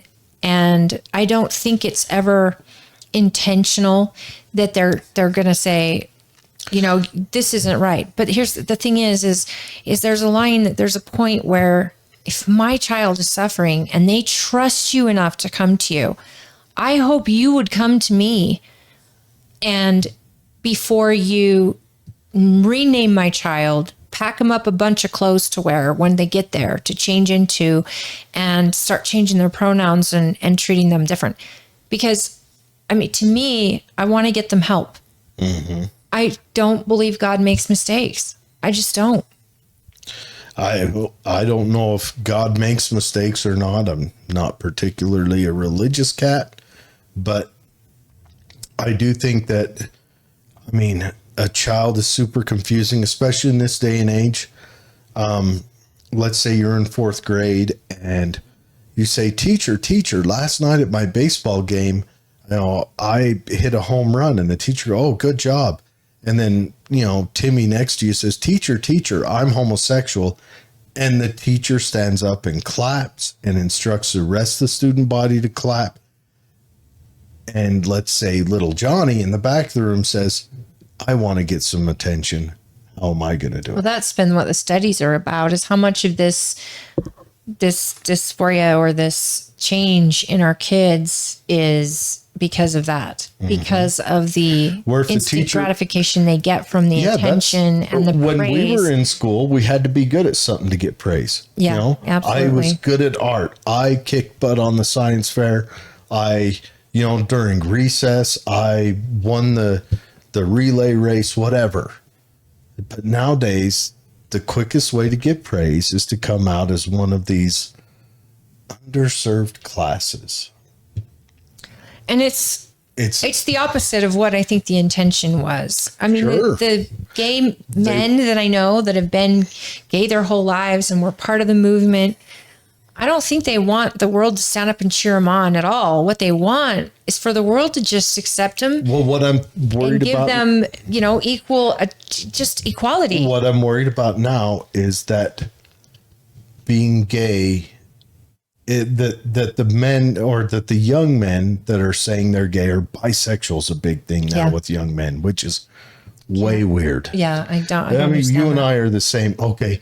You and I are from the same generation. Yeah. You're 26 and I'm 47. And, yeah, but we experienced the same stuff. Bisexuality was very uncommon in males. Males, because it's almost like very uncommon. Yeah. And nowadays, it seems like guys in their 20s, all of them have a tendency or talk about it. They'll openly talk about it. And I'm not laying judgment. But it's also strange coming from our generation. I also think because, guys my age, I think, I can only speak for myself, have no attraction to other men at all. Like there's not an ounce of, we can see a guy and recognize if he's fit. I think of a gay man, and the thought of him sleeping with a woman just makes him sick. Like, no, ew. And that's normal because they're a gay man. And because I think men are attracted to men. Harder wired. And there's some prehistoric psychology that we could discuss some other day, but women are more prone to blend. And I think that's a survival mechanism from caveman days, which I think everything we do is that. Everything we do is from caveman Well, days. and women are used to having intimate relationships with Well, it's other not just women. that. It had to be by the brain. If the man gets lost, women would pair up to mutually take care of children. Right. Which is exactly. And women make connections the to other only women reason. that are very deep and very Yeah. intimate, and intimacy to a man versus intimacy to a woman are very different. But I'm wondering if this bisexuality and homosexuality isn't a wired in thing that's been going on for the last 15 years.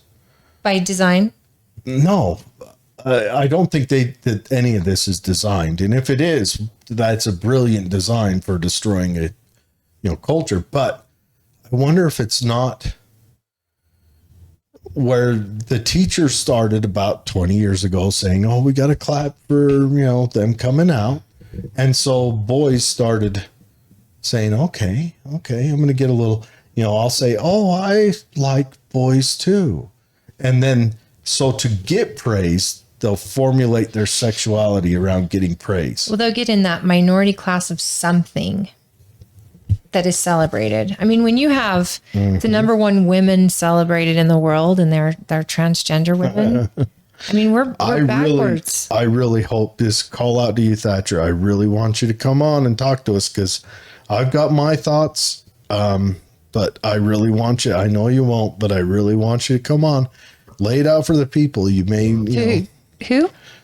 Dan. Oh, geez, I didn't know how we were. I really want him to come on. Well, no, because he wants to allow the boys to play in girls' sports. I think it was I think the bill he voted on was regarding puberty blockers and having before they're 18, that he lost in that bill. I believe it was that bill. I thought he'd had the boys in sports was the year previous. But I thought he had also supported that. Dan Thatcher has supported, and I'm not calling him out for it. I just wonder. And I think that's his thing. I wonder what does it look like if, let's say, we allow that, and we go through 3 or 4 high school years, and then let's say, University of Utah softball team. It's all men. 5%, just 5% of the oncoming scholarship class is men. Well, let's be honest. If you are at a university and you make money off of time on television, why wouldn't you draft down by government? They will men? do that. Why wouldn't you draft men to run your team? If the high schools allow it, that will be where it goes. And girls aren't special anymore. And girls aren't. But they set up softball. Their achievements aren't recognized any longer. Yeah. But what would happen? What would it look like if just 5%? Say you've got 45. What would be the point? 45 softball players for young women. 45 ladies on the roster, and of that 45, let's say 30 of them are scholarships, and let's say just 3 of those scholarships. What did it look like when one of those men hits a long drive right down into the forehead of one of the pitcher mounds or something and kills her? Because we don't even have to go that far extreme. Just what does it look like on base when 3 scholarships are taken away from ladies and given to men? It's horrible. And it's taken away from women of color, women who aren't of color, women from poor backgrounds, women from rich backgrounds. You don't get a sports scholarship without talent. Now, talented women who have given their whole heart and soul to a sport. I will throw this out. There is, I think I looked this up one day. There is, of all the grants out there in all the world, it's something like 2% of the grants are even available to white men. It's crazy. It's kind of a white men. We're the bad guys. We just need to live with it, accept it. Look at it like this. They're honing us because we keep going down this path and we will be rot gut and hard. So I'm not afraid of that. But it's just weakening everyone else. I think it's offensive. No, I think it's offensive to say because you are of a minority class, we're going to give you extra because you're not capable of doing it yourself. I think that's You know what? White men are the only group that's ever done evil and ever. We just need to live with that. I just ask anyone on the left. I think our world is upside down. I wouldn't know. I don't think I could ever be an actual politician in the country because, again, I'm from a small town. I'd vote for you, though. I have small town neighbors who are of all kinds, and not even my own party. We have neighbors who are from all walks of life. I know people from all walks of life and all beliefs. Some are atheists, some are Christians, some are Muslims. The thing is, they're people at the end of the day that I get along with, I care about. I want good things for them. They want good things for me. And I don't know white supremacists. I don't know people that want to hurt gay people or trans people. Mm-hmm. It's not in my circle. So I can't say the world doesn't have this problem, but I can say that in our community, I have not felt this problem. And look, I completely agree with you, but the media narrative, though, tells us all every day, all the time. It's the white man what do they call and it? White supremacy. St. George. The Indian man hit the barricade. It has a complex. It's the White House. It's called a complex. I can't remember who brought this up, but it's called St. George in retirement, seeking dragons to slay. It's a constant state of fear they keep you in. Well, it's the latest thing at the Biden White House. It's a constant state of power. You heard about the U-Haul driver. Yeah. He's an Indian person. No, he is not Indian. He is a Nazi. He is a white supremacist. Right. And how he's about got one thing with him? The cat down in Texas at the mall? But I want to get back to this U-Haul thing. We just had a whole train load, 60,000 tons of sodium nitrate. Ammonium nitrate go missing. And the Secret Service sees a U-Haul truck ran Colorado the White to House. California, so it's covering. They don't send in a bomb unit to go investigate that U-Haul to lay that flag down on the street for the photo op. I like how they laid it out and they're like, cameras are there. Right. Make sure it's straight. How can you believe anything from the media? They laid it out like they were some DEA cops that just had a big drug bust. I'm surprised the cops didn't stand behind it and pose. This is insane to me. Oh, no, we're in the happy times. And we're supposed to be afraid of these white supremacists by the way, what is the most inclusive club you can join right now is white supremacy. Have you noticed? The members are all different minorities. Someone I heard put it best. They said, you're right. Us immigrants are taking your jobs. Oh my gosh. But no, here's what I want to say. The narrative is so messed up. I think it's a false flag, but literally on the ground in front of the White House. Yeah, I think it's a proper false flag.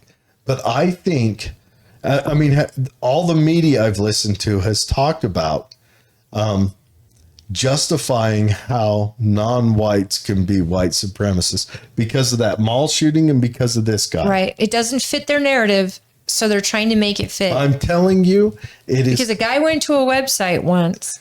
It is coming across. This is where they're heading with it. It's going to be. We're living in the most interesting time. Do you know any white supremacists? No. You know everyone. No, I do. I knew one white supremacist. He actually ran a tattoo shop here in town. He moved away about 20 years ago, but I knew one. He actually, he and I used to debate, because I'm a big guy that talks about how retarded Hitler was and how he screwed up everything he touched. And he's, oh no, he wasn't. And yeah, you need to look at the history books. But anyways, it's, what they're telling us is so bizarre and so ridiculous that we're supposed to raise our children to not like themselves because of the color of their skin. And yet we were raised by people who made it clear that it's not about your color of your skin. It's about your content of your character. Our generation was Martin Luther King. No, we used to say it's about. We were raised by the Martin Luther King generation. The color of your sweatshirt. Does it have enough neon and squigglies on it? Are there enough shapes that kind of have a shadow? That was Bill Cosby days. Hey. Dr. Huxtable. Everybody wanted him to be their dad. Not just that, but remember, what was that show about school? Saved by the Bell. The colors we cruised with in the 90s were awful. All neon, all The weird 80s shapes. too. Yeah, the 80s. But I think the thing that's bothering me is like my How do parents you know? said, You're 26. my parents said it's how you treat people, and you're good to people. It was never, there was no racism in my house. No. I mean, it just, and it's so crazy because you have a rap artists who are teaching young white kids the N-word. One young white kids who would otherwise never hear that word in these songs. And then they're getting blasted for singing these songs out loud. Dude, the hilarious thing, okay, that word makes me laugh because it is the best way to make that word go away would be if the black community didn't care if you said it. It'd never be said again. If they just went, yeah, whatever. Well, they've done the opposite. They've taken it, they've owned it. It's their word. But so they took it and owned it, but then made it so it was hugely offensive if anyone outside of them uttered it. And then there's like that middle gray area where like Native Americans and Asian Indians and Asians can say it sometimes. Oh man, I don't think So even the they've made it Asian community would even utter the word. They've made it this weird area where they've used it as a total power play. Like it's literally like, which is what you're supposed to do when like something offends you. You own it, and it doesn't not offend the way you anymore. They made it so it's a tool. It's like having an abusive spouse in the house. Like damned if you do, damned if you don't situation. Yeah. And so it's a total psychological mind fuck that. But why is it okay for rappers to use it when most of their record being sold is being sold to the white community? I don't know about the percentages, but I know you don't have a Dr. Dre without young white kids. Guilty. I bought his stuff. Snoop Dogg bought his stuff. A huge rap fan back in the early 90s when NWA was coming out. My goodness. White kids, it took it into the mainstream, and rappers weren't just, selling their cassette tapes out of the back of their cars and doing small concerts. It took Dr. Dre into the masses on the radio. I don't think they care in the capitalist state who buys it. Well, right. But the more important thing is that not only do you buy it, but they still get to have this ounce of control over you. But most of these kids have no idea. A minute that they can... The shame that's a part of that word. Well, not just that, but not only that, but they have the opportunity that if shit gets real or uncomfortable, they can clutch pearls and totally just swap the narrative on you. Right. Just make you... Well, they turn on their own. Because not just their own. Getting to... Look at what happened in New York with this pregnant nurse that tried to get on her bike and those teens tried to steal it. Yeah. And across all the media, she's the bad devil. guy. And yet there's proof that it was her bike. Karen.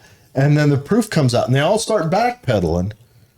But not until after they had doxed her, got her suspended from work, got her to where she had to move out of her apartment because they went to her apartment. Because she has her life in danger. Yeah. And that's where violence is they get to hold the means to an end now. They get to hold this little bit of power over someone. And the media But she never even uttered the word. No, it's not about the word. It's about she supposedly, according to them initially, played victim. Now they're all backpedaling, but this is what they're in. This is insanity. They're just building up their arsenal right now. They're building their arsenal. How does it end?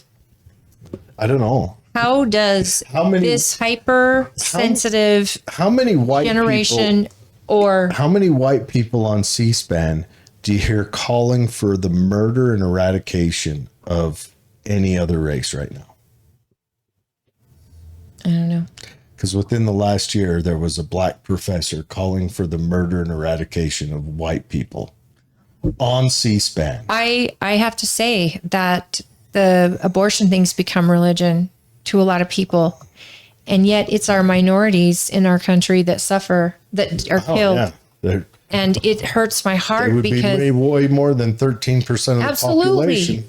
You have a whole slew of people who believe in life, and there's organizations out there that take care of the mother after she has the baby or helps them with an adoption or whatever. And yet they're still murdering Black babies and minority babies in droves. And that's white people who are calling for that abortion rights as much as Black people. And yet, it just breaks my heart. All right. So, we might go a little radical for a second, but I'm going to show you something.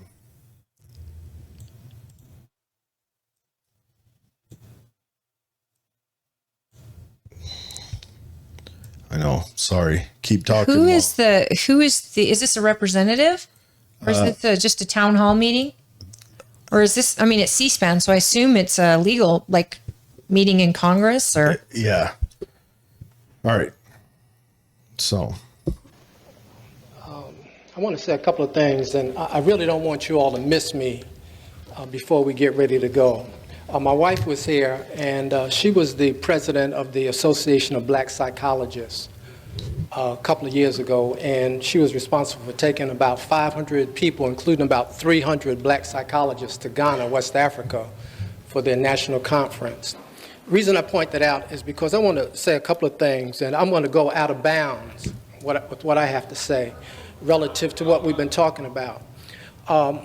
First of all, I grew up in Brooklyn, and I saw, looking back on my life, I saw about 30 of my friends die, getting shot, overdosing on drugs, any number of things that took them off the planet, beautiful brothers.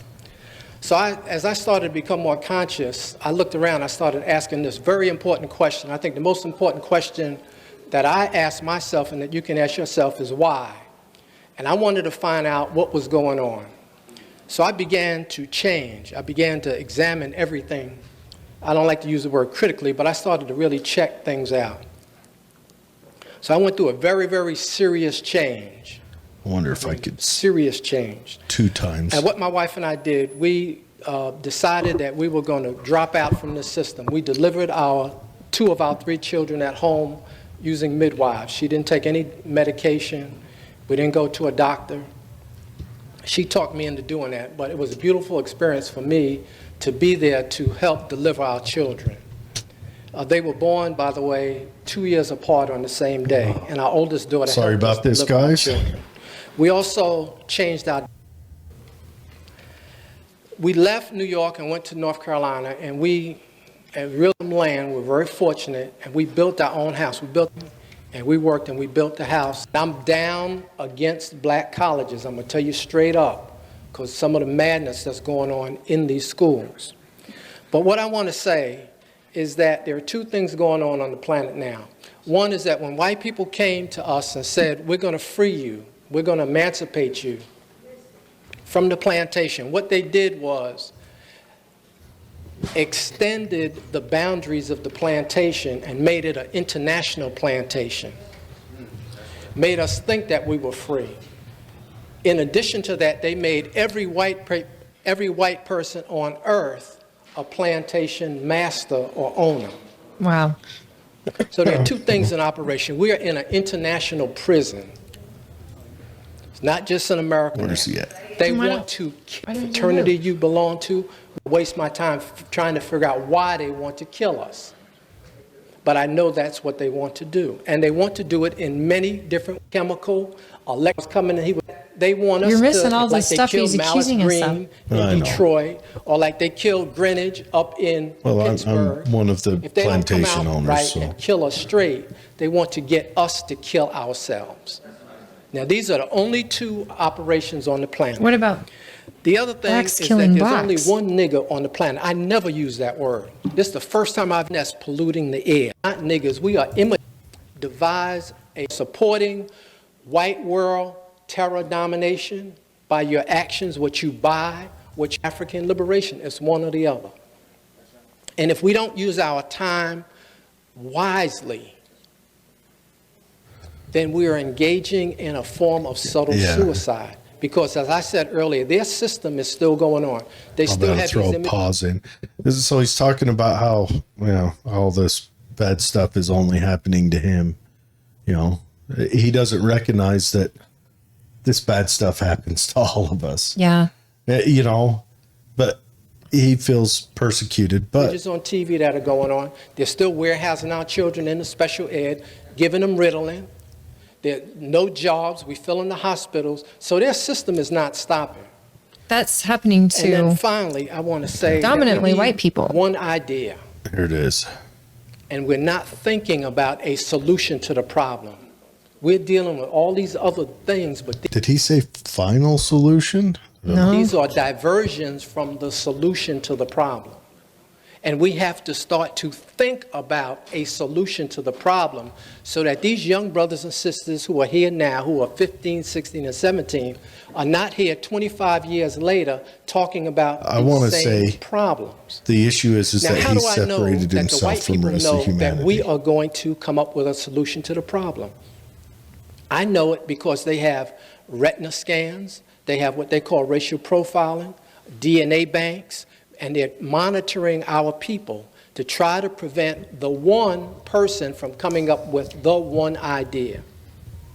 And the one idea is how we are going to exterminate white people, because that, in my estimation, is the only conclusion I have C-SPAN, come to. folks. We have to exterminate white people off of the face of the planet to solve this problem. People are cheering. Because that, in my estimation, is the only conclusion I have come to. We have to exterminate white people off of the face of the planet to solve this problem. And people now, are I don't clapping. care whether you clap or not, but I'm saying to you that we need to solve this problem because they are going to kill us.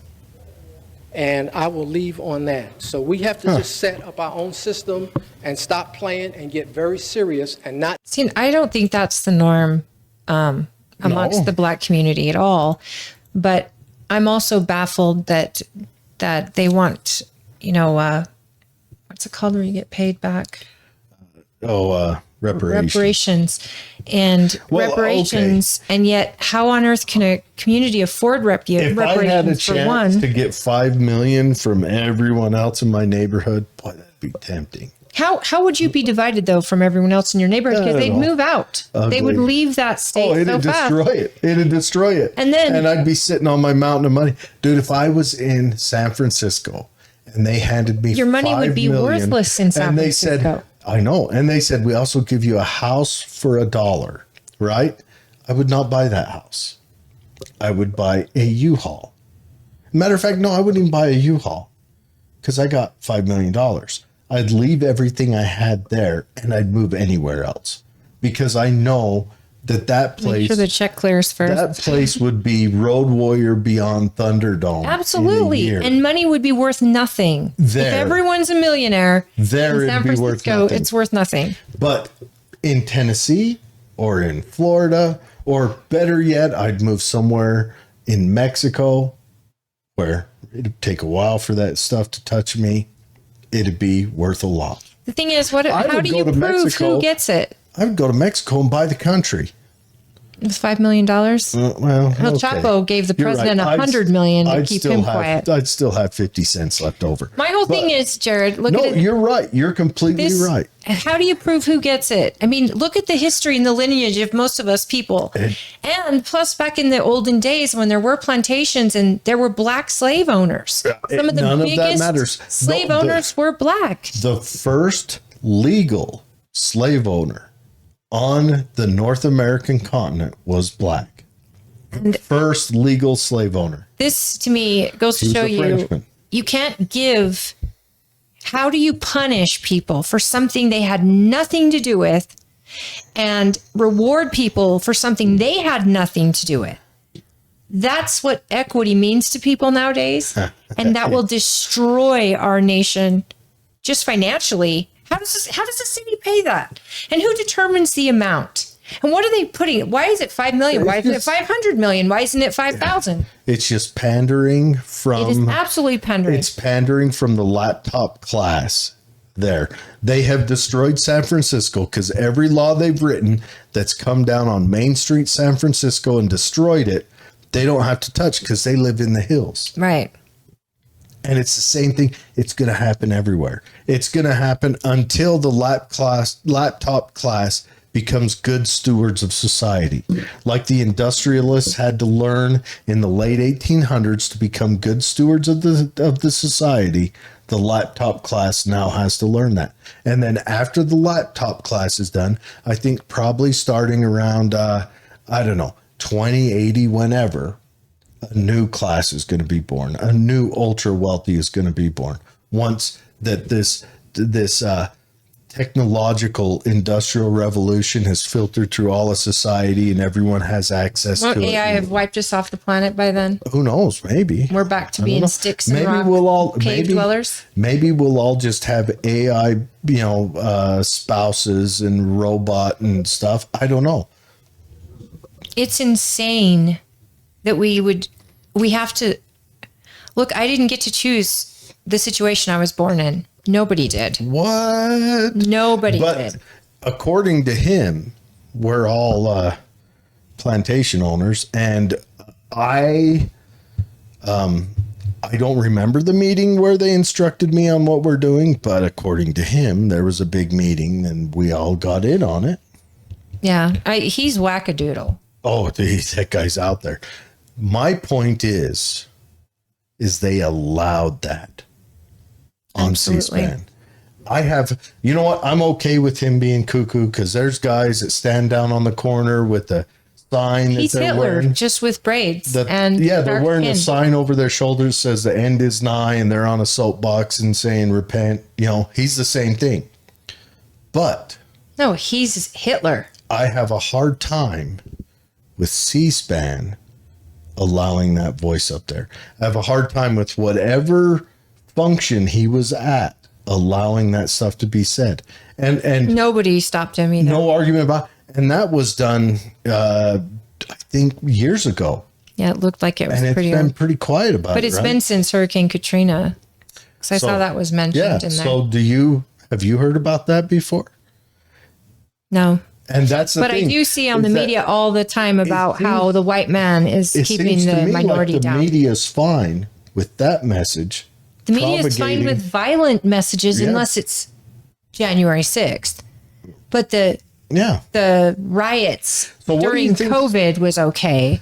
What do you think's going to come down with this January 6th? I think this January 6th. That one guy just got 18 years. Yeah. He wasn't even there. He wasn't. In the Capitol. Yeah. He was an old man, 70-year-old. 18 years. I think a 70-year-old got. They just dropped all the charges on the U-Haul driver and they charged him with damage to federal property, and that's it. When he planned 6 months to kill the president and his family or the vice president and take over running the country. Apparently he doesn't know how politics work. Look, and they dropped those charges. I just want to say it damaging federal property heart. In this nation right now. It warms my heart that the FBI is finally standing up for its informants. You mean the operations that they set up themselves? Well, I mean him. This is absolutely crazy that we as American citizens are tolerating this. Even if you don't believe in what happened on January 6th, I get it. I don't ever agree with what happened on January 6th. I think there's something else. How do we not tolerate it? But here's my thoughts. I'm thinking that this January 6th deal, and this is a message to you Democrats and rhinos, I think we're going to look back in 5 years and a lot of those people are going to be listed as martyrs. And I think they're going to be rallying cries for a cause. And I'm not saying I'm going to be a part of the cause. I just think that we're going to see it. I think that pendulum might just break this time. Well, and with the people and defund the police, when are you going to have enough police go? No more. We're done being I think we've been seeing it. All of Portland. Right. All of San Francisco. When is the white man gonna fight What back? was it? San Francisco had a police academy graduating class of 5, when just to maintain levels they need like something like 45 for every graduating class, and they're repeatedly having graduating classes of less than 10. My whole point of this is this can't sustain itself. The path we're on cannot be sustained. Hey, We have to. I don't know. Mao did it just fine, and it Mao lasted killed for a very 100 long million people. time. 87 million. He killed more than Hitler and Stalin by tens of thousands. Oh yeah, or tens of millions he's of people. the king on the board. I think the only one you got to question is, do you rate him higher than Pol Pot? Because he killed 100 million, which was nothing, but Pol Pot killed 1/3 of his population. That's something to reflect on. My whole issue is we cannot sustain this. And what happens when people are tired of being doormats? What happens? What does our world look like? Why are we keep sending money to Ukraine? And why are we doing this without any checks and balances? Why is it okay for the Biden family to be under investigation, but nobody talks about it? There's evidence. Why is impeachment not being filed? Biden's done 10 times what Trump was even alleged doing. Maybe impeachment hasn't been filed because the fear of who could take over. Because they put the suicide choice in his VP. Well, like, and she would actually be the breaking. I mean, she'd have to break the vote if it's a 50-50 in the Senate. Even then, they're She'd like probably vote to impeach. They're like, oh, do we want that? No, we don't. I'm amazed though, because I don't see this coming to a positive end. And prior to last year, Pelosi was the next. Yeah. So the Republicans, they had Sophie's choice right there. They were like, oh, what do we do? All right. I pray every day for the safety of our president. Yeah. I mean, I do pray for him. I mean, at least now they could probably pull something off and then have to figure out how to finagle Kamala out to get McCarthy in. But I don't know how they do it. I just don't know. I just don't know how this ends. And I don't know what is it going to take. And I've said this to you before. What is it going to take for the American people to go, I'm done with this government act? They forget who they work for. Here's what concerns me. They can't even get a budget together, let alone they're going to keep breaking debt ceilings when you and I can't do that. No, here's what concerns me is what does it look like when they do it? Yeah, that's what I'm saying. How does it end? It'll be brutal. Is it the French Revolution brutal? It'll be brutal. I mean, something like that will, I mean, it just the kinetic contact across every state, across every city. It'll be brutal. And right now, as we're talking, the NSA is recording our conversation. I would rather see a national divorce over FBI is a civil picking war through of any every kind. Word. I mean, everything we've said tonight, they've just been picking it apart. And this is going to get canceled off of YouTube. I guarantee it. It's just, and it's going to be, we are going to witness the craziest of times. I think right now we're still safe in our houses looking at it from a small town, you know. Oh, yeah. This presidential election. You know what? You and I, where we live, we'll probably be fine. I don't want it to be just that we're fine. I want to get this stuff in order and get us back to a moral society that can trust one another. The big question is do we can live in peace? Do we have to go through this? Do we have to? Is there a different option? Because if we have to go through it, I would rather we go through it now so that the children of today can live in a brighter tomorrow. And if we don't have to go through it, I hope we start working on a solution, because I don't want to leave behind a society in a situation that is doomed. It's Thunderdome To my nieces and nephews. It's my kids. I can't imagine the future they're getting. My kid's already in it. He's an adult. I mean, hell, he'd be conscripted into the Great War or whatever. But that's kind of how Thunderdome, it's terrifying, but it's almost like we have to start over. Maybe you can ride around on my shoulders. You can be master. I'll be blaster. Jeez.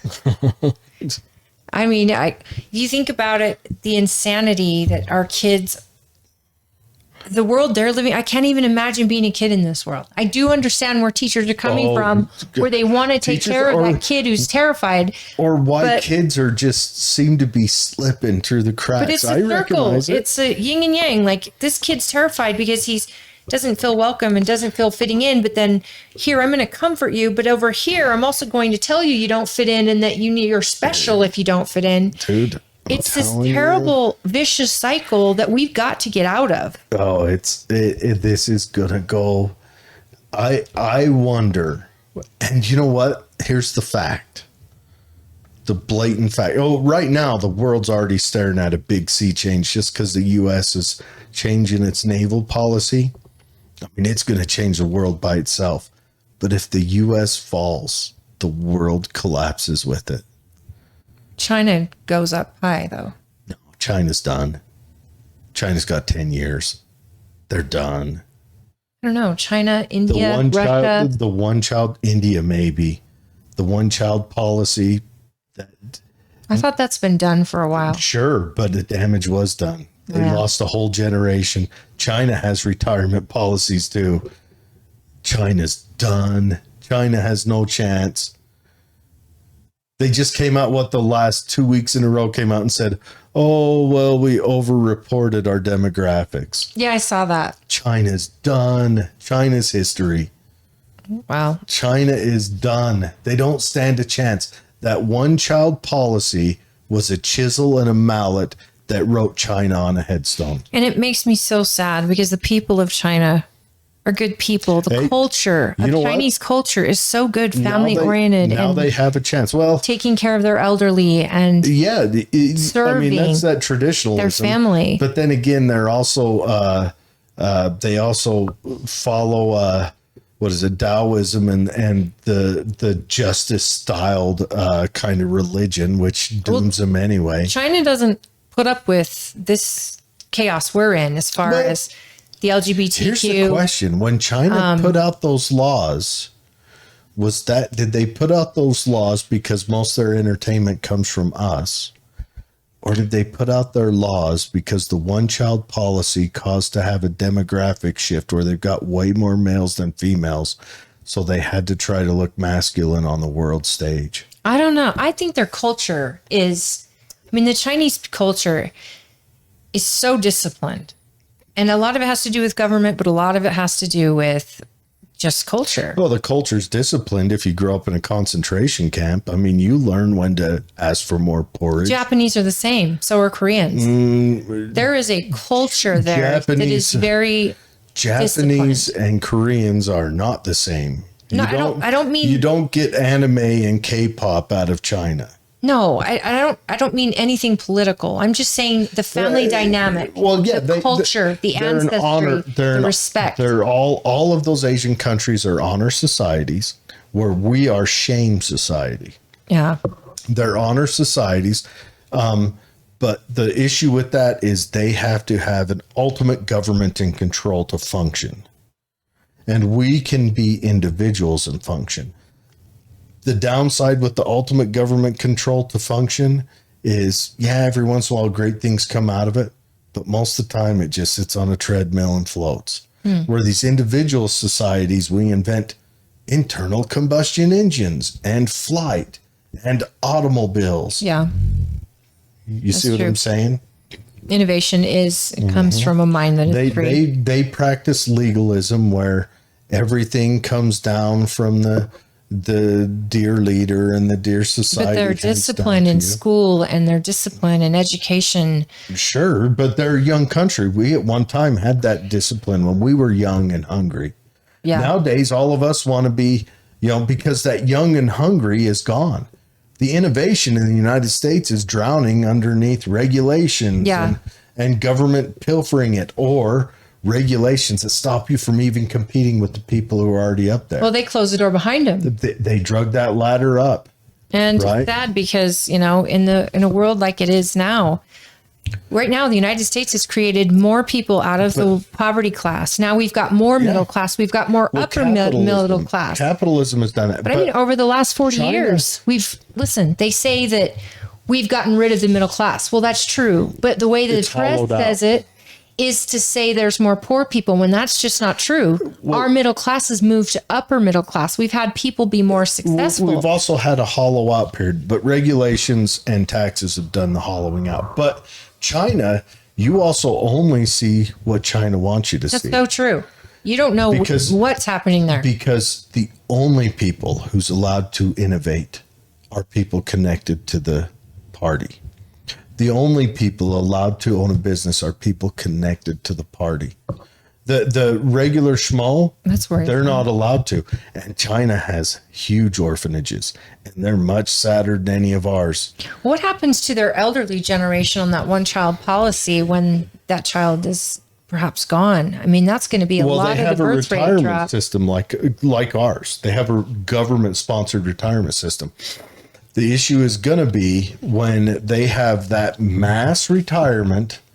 And the numbers calculated right now is that right now they're sitting at 10 to 1, 10 workers to 1 retiree, which is quickly changing. Last time I looked up these numbers were a couple of years ago. Yeah. And that's going to be horrific. That's going to happen in our country too. That's why he's saying China is done. China is done. Add AI into that, you're even making less people in the workforce. China is done. China is gonna, the scary part is when countries face stuff like this is when they become crazy. And that's when you're gonna see China try to wage war. Now, China, no offense to any Chinese friends out there, you guys suck at combat. We don't know, though. We haven't seen anything from them in a long time. 2016, they went to a country in Africa, Sudan, got their asses straight handed to them by some, militia guys. Huh. They were there under the UN flag and they hid. Well, it's almost 9. But that's because we should probably wrap up. China's never tested themselves. China doesn't have the history that we do of testing. They have nukes, though. Yeah, sure. But, who's going to use nukes? Anyways, thanks for joining us. On that note, everybody have a wonderful weekend. Maybe someone will use nukes. Oh, Memorial Weekend is happening. I know it's Memorial Weekend. I'm shooting tomorrow. That's exciting. Dude, I'm so excited. I'm taking my sister-in-law with me, so she's going to get to go. It's Saturday, Sunday. Yep. Mallory? Yep. This time it's at the farm because of the possible flooding. No kidding, over at the shooting range. Wow, that's going to be a good time. We need to get you back in on one. Yep, I got to get my ducks in a row, and it's race season. So, matter of fact, you and I, and probably Jess, we could just do some practice up out here, just shooting at paper, get you guys ready. Yep, I'm down. All right. Anyways, you guys have a good weekend. Holly, thanks for coming in. Thanks for putting up with our conversation. And Fred, hi. Yeah. Good to see you. I'm glad someone joined the party. Yeah. And Fred is correct. We dominate China and I even bet we dominate Russia because I don't think Russia's probably had the maintenance on theirs. Well, Russia's had quite a defeat. Russia has more than us. They're getting exhausted right now. This Ukraine war keeps going. I don't know. Russia just beat Ukraine hard. I get that. Hard. But so we're only getting media from one side on their front, even if no matter if they're winning or losing. But who can try to take on another nation? Who could exhaust faster, Russia or Ukraine? Ukraine, but not with our backing though. The losing people is losing people. I mean, Ukraine's going to have a Ukraine. They're going to start sending in people from. They'll have to have a Ukraine Foreign Legion. They'll have to. I can't even imagine. I'm done with all of that. Yes. I think we need to focus on America and American policy. Fred, thanks for joining us. I'm glad you enjoyed the conversation. We need to have Fred back in again soon. You'll invite me next time. You want to come in with Fred and just chatty chat? Fred's a good dude to chat with. Anyways, everyone, thanks for joining us. Have a good weekend. Have a good Memorial Weekend. Remember what it's all about. It's about, your lost elders. Those who didn't come home. Go to the cemetery and visit your elders and all that, and everything else. I mean, you know, and man, it was great to talk to John tonight. That guy's an impressive, cool dude. He's outstanding. So thanks again. Have a good night. Good night.